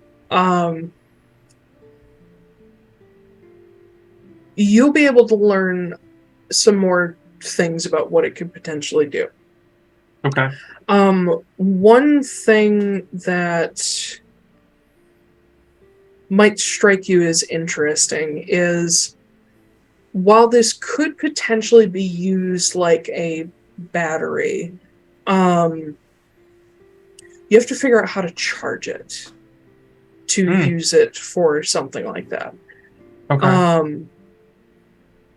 But also, knowing that you have figured out how to create liquid residuum using certain materials and then pressure,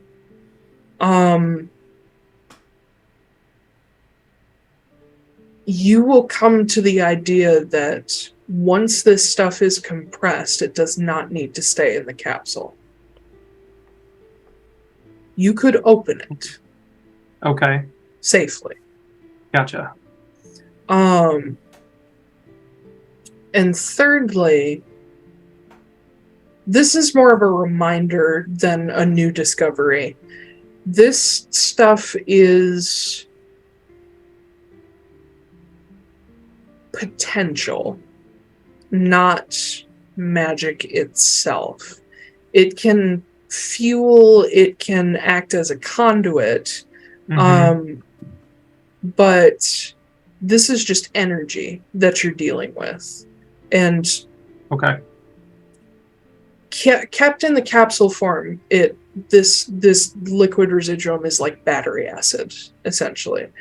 But the liquid away from the capsule and like outside of like a battery state could be used as essentially liquid wire to move energy between things. Okay. I don't know if that gives you any more insight as to exactly what you're dealing with here. Not particularly. Okay. I will say that two of my infusions are spell storing. So I feel like as far as the first point on that, I would have some idea of how to charge it. Because I do have like a spell refueling ring. Okay. That gives me a third slot back. And then I also have one that holds like 10 now. It holds 10 iterations of a second level spell. Jesus Christ. Thank you for reminding me of that. So if you were to use this as a battery, one of the ways you can potentially charge it is to cast a spell into it and use that spell later. So storage. Stored, but it is a specific spell. You can't change your mind about what that spell is later. Okay. Gotcha. So if, for example, you had Walter cast teleport into this thing, you would have a portable teleport. How high of a level can it hold? You don't know. That's dangerous. That's all the information I'm going to give you for now. Okay, cool. I like that. Right. That's fun. Yeah. I do have one more thing if everybody has like another 10-15 minutes. Is that okay? Yeah, I'm good with okay. that. Okay. So while you're doing that, Christmas, after you're done fucking around, Scooping. Literally. So later in the evening, not like super late, like before bedtime, I imagine at least some of you get together for dinner, if not all of you. And Christine has cooked and it's wonderful, and there's way too many desserts, and like a lot of it is reclaimed food from the barbecue after they had neighbors come back by and like take their stuff.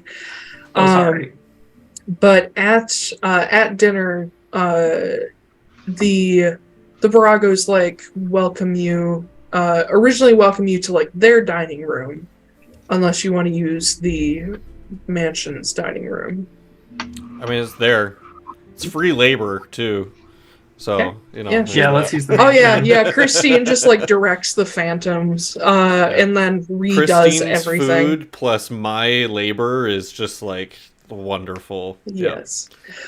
So while you guys are eating, Christmas, being that you are connected to this entire mansion, you will feel more than hear a knock at the portal. I will go open the door. And if you poke your head out, you see Ross standing there in his fine black suit that in just the right light appears ever so slightly green. And he's like, hey, am I interrupting anything, or? You're interrupting dinner, but you are also welcome to join us. Hell yeah. And he like steps in past you. But if you take him to the dining room, like he walks a little slower because he's like looking around at all the shit you've made. And I will say that... Does it influence Ross showing up here at all if I say Christmas used sending earlier to tell Morrigan what happened? That Titania attacked? Yeah. It doesn't change that he's here, but I may have a couple extra things for him to say. Because I would probably do that at some point, because it's a big deal. Yes. So he steps in, and as you guys are walking, he's like looking around at all the stuff you've made. And I should mention, Verenestra is gone at this point. She didn't talk to anybody, she just kind of left, but you would be aware that she's not there anymore. as he's looking around, he says, "So, before we talk to the others, I think it might be prudent to mention Ma got an unexpected visitor a little while ago." Happened to be a princess, would it? It would. Yeah. So. And, even though we don't really use titles like Queen and Prince, but as basically the Prince of the Court of Reckoning, I welcomed her into the break and Hollowmore do. But Ma was still talking to her when I left, and she sent me along with a few things that I hope will be useful to all of you. I'm not gonna say no to help. Well, it's, at this point, like, you guys need all the help you can get. Mm-hmm. No offense. Like, that's not a lack of faith. It's just some shit's happening. But as he steps into the dining room, Ross, like, opens his arms. He says, "Hey, it's my favorite mortals. How's everybody doing?" And he, like, looks at Jasper. He's like, "Fuck, little dude."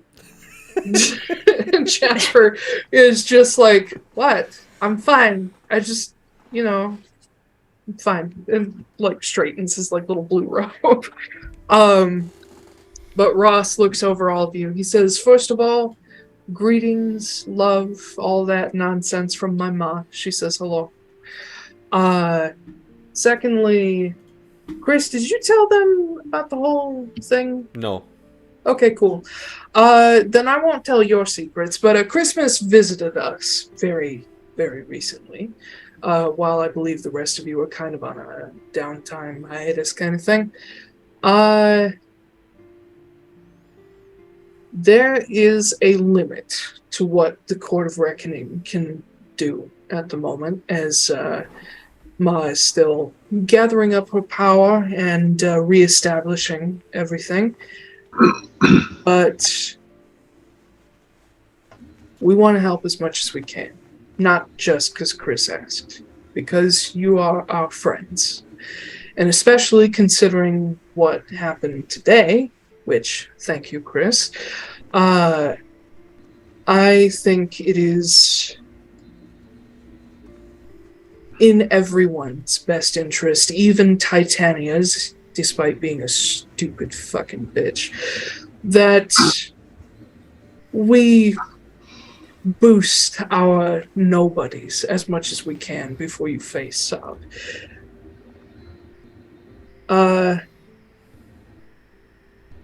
Here. And he, like, casts his hands out towards you guys, and you see these, like, spiraling streams of green and purple energy. Counterspell.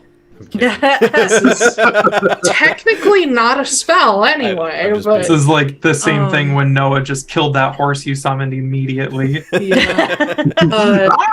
Casts his arms out, and sort of...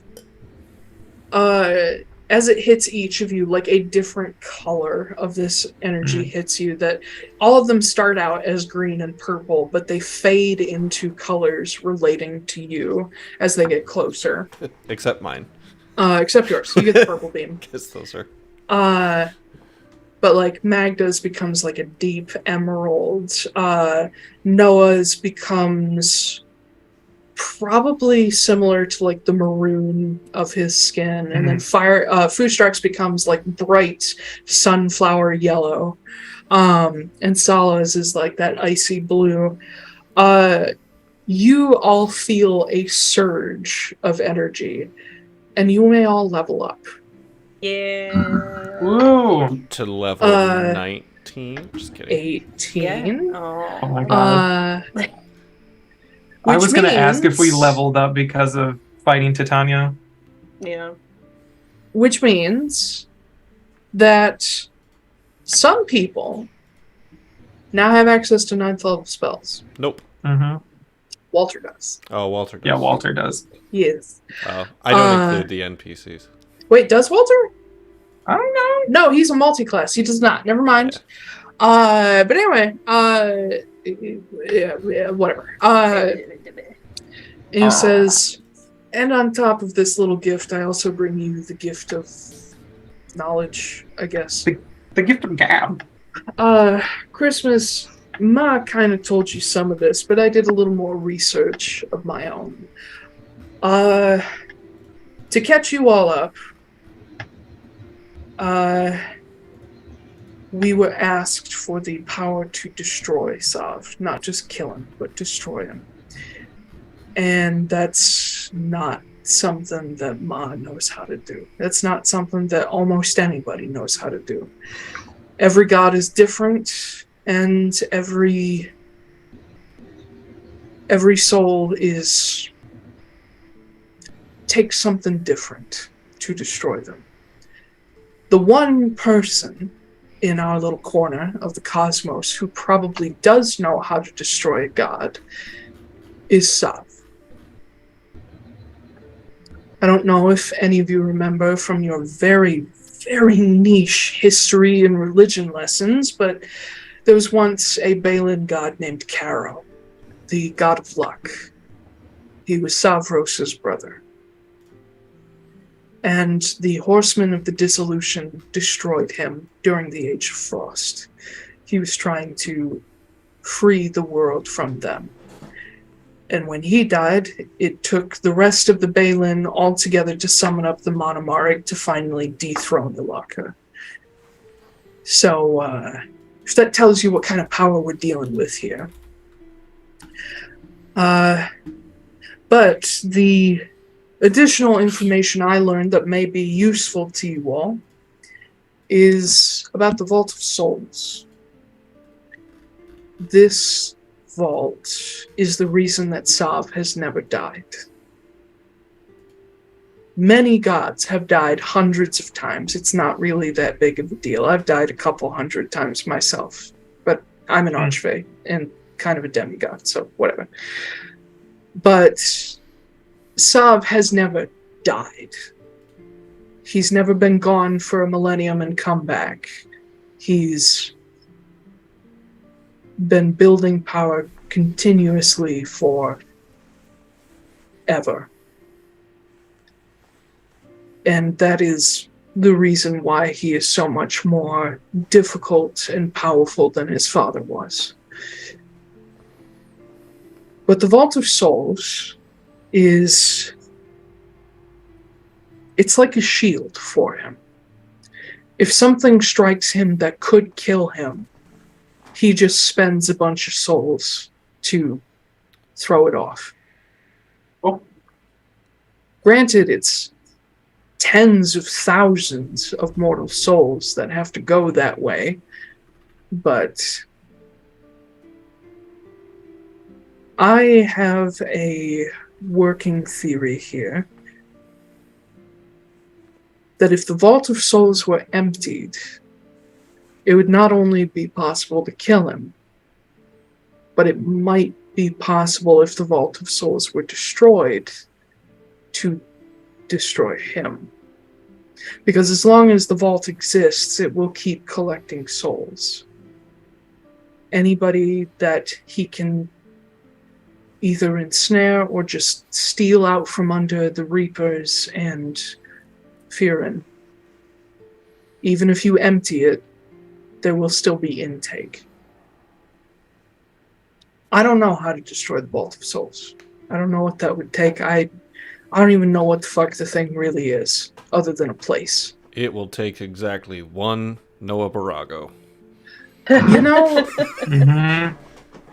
I kind of believe that, or at least I hope that's true. Can I just real quick, Noah, I want to pay you back for what I know you're already going to do. So is it cool if I just do a big favor for your family real quick, and then when you do blow up the vault later, we just call it even? Yeah, sure, why not? Cool. Chips, where are you? Yeah.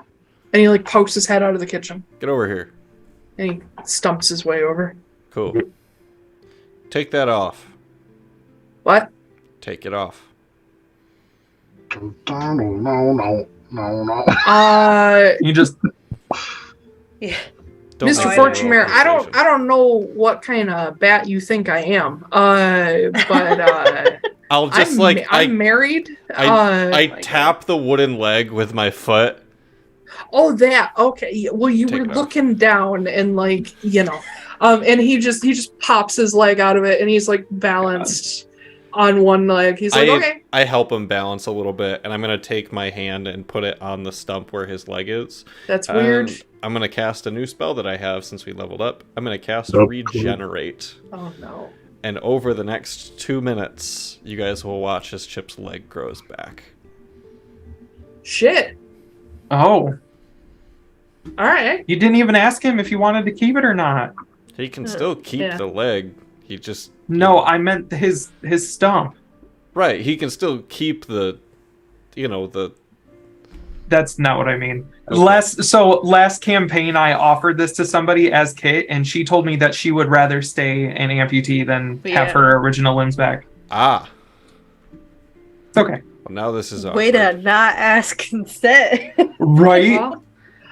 Yeah, as like the leg grows back, Chips is like looking down at it and tilting his head.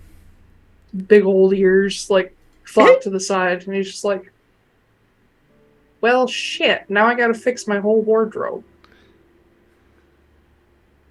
Okay, God. thanks, bud. If you blow it off again, I'm not doing this again. So, Oh. Y'all want to start a pool on how long that new leg's going to last? Very. I'll have you know that ever since I lost it originally, I didn't lose anything else. I mean, pets, previous prosthetic. Yeah, but listen, that was because there was no, okay, the pets were sad, but, melting the leg off again didn't matter. So now I'm like, I'm gonna have to learn how to be careful again. God. You're welcome. Oh boy. I thought I wanted it back, and now I'm just worried what it's gonna feel like to melt it off again. Do you want me to take it back? No, Okay. that sounds painful. We can do it with will a be. bag of holding. It'll be real quick. So now Chips is like all of his right pant legs are a little shorter than the other because he ties them off and trims off the excess. And now he's just got a pair of trousers where one leg is a little too short. And he's just looking down at his leg. He's like, that's pretty neat. Oh, look at that. I'm gonna have to learn how to walk again too. God. And he kind of totters away. Now he walks like a penguin because he's not used to having full control of the leg. And he's like, Chris! And he goes running into the kitchen. Chris! They can do so much more fun sex stuff now. Oh God. Oh, true. Jesus. Maybe she I was feel under like the that's one of the first things Christine thinks of. She's like, oh God, look at that fine leg. It's so fresh. Ew. My God. Yeah. But as he goes tromping away, Ross is just standing there well, that was disturbing. Oh! Christmas. Or whoever can use it. Ma put together something for you. All of you that might be, honestly, Sav, his true form, horrifying. Gigantic, just fucking astral dreadnought levels of trouble. Ma put together something for you that might make him a little more manageable. Suppository. Is it a really big gun? Is it a bullet hole for his forehead? Then what is it? Ma had me run out to the South Pole for this. We made you a new spell. You can just pick up new spells at the South Pole? No, you just need some materials to actually do the experimentation and figure out how it works. And I brought you the materials for the spell after we finished experimenting. Is it called God Kill? No. For the moment, we're calling it Bind Shape Changer. Let me read you this fun homebrew spell that I done made. Bind Shape Changer. I need to fix this a little bit, but basically you touch one shape changer with at least one hit point and magically lock them into their current form. An unwilling creature can make a wisdom saving throw, and if it succeeds, it isn't affected by the spell. Transformation lasts for up to a day. If the creature dies in their new form, their body is stuck in that form until the spell ends. It can only be ended early by the wish spell or voluntarily by the caster, and it can only be cast once a decade. What level is it? The materials are a piece of onyx carved in the shape of a feather, residuum crystals or powder worth 5,000 gold, and any item and an item related directly to the shape changer that you're targeting, such as their blood, a hair, or a precious personal belonging. What level is it? It should be an 8th level spell. Wonderful. I get one of them. I think I accidentally made it a 9th one. It's definitely not. That will indeed come in handy.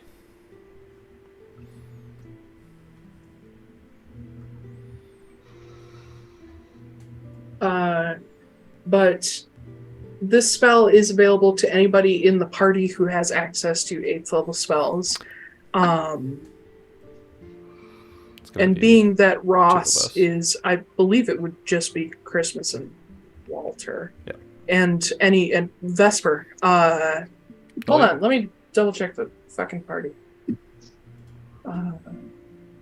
So of the people you're currently planning to bring with you, Vesper won't.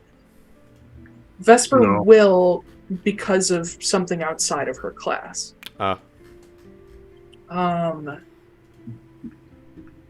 Yeah, it should be Kit would have access to it because he's going to be I need to adjust his level. Walter, Vesper, and Christmas. Kit will have access to 9th level spells. In fact, he already does. Yeah, he does. Yeah, because I used Shape Change on Kenna for us to kill Alarka. Oh, yeah, that's true. Okay. I'll fix some of that stuff later. But yes, Bind Shape Changer is now available to those with the ability to cast it. But yeah, you all level up to 18. And yep, that's what Ross had. But after he gives you this information, he will basically give you materials for said 4 different people. He will give you materials for each of the people who can cast it to try it once. So, yes. Anything else important before we close for the day? That's it. Ooh, a few 5 items. Well, then let me ask you this. Are we going to Stjernegard next time? Maybe. I need to know. Can we figure that out when we're not streaming? Yes, okay. We can. But yeah, I will see what happens next. Getting awful close to the end here, buddies. Dude. Hey. And then, and Koop, I'm I don't know yet, but I may have extra stuff for you after stream. Lovely. But until next time, thank you everybody for joining us. You can catch us on Twitch 11 a.m. Eastern Saturdays and see VODs and Podcast Fun Wednesdays on YouTube, Spotify, and other podcast platforms. We will not be streaming next weekend because somebody's going to be in the unhappiest place on earth. That's true. Who's going in to Ohio? Florida. Oh. But Ohio visiting- might have given Florida a run for their money recently. I don't That's know. true. Yeah. Like, at least in Ohio, you can go in the middle of nowhere and not have people. No, but there's the whole chemical cloud thing that's killing tons of animals and, and literal people in Ohio right now. And We're not going to talk. We're not going to talk about that. We're not going to talk about that right now. At the end of the stream. So for just looking ahead a bit, it looks like we're not going to be streaming next week or the 11th or I believe the 25th. Yeah. Okay, so we're going to be every other week for the next month, basically. And we'll see then what April looks like once we're into March a bit. But thank you again for joining us, and we'll see you next time. See you in March. Hi, why? Hi, why? God. Thank you.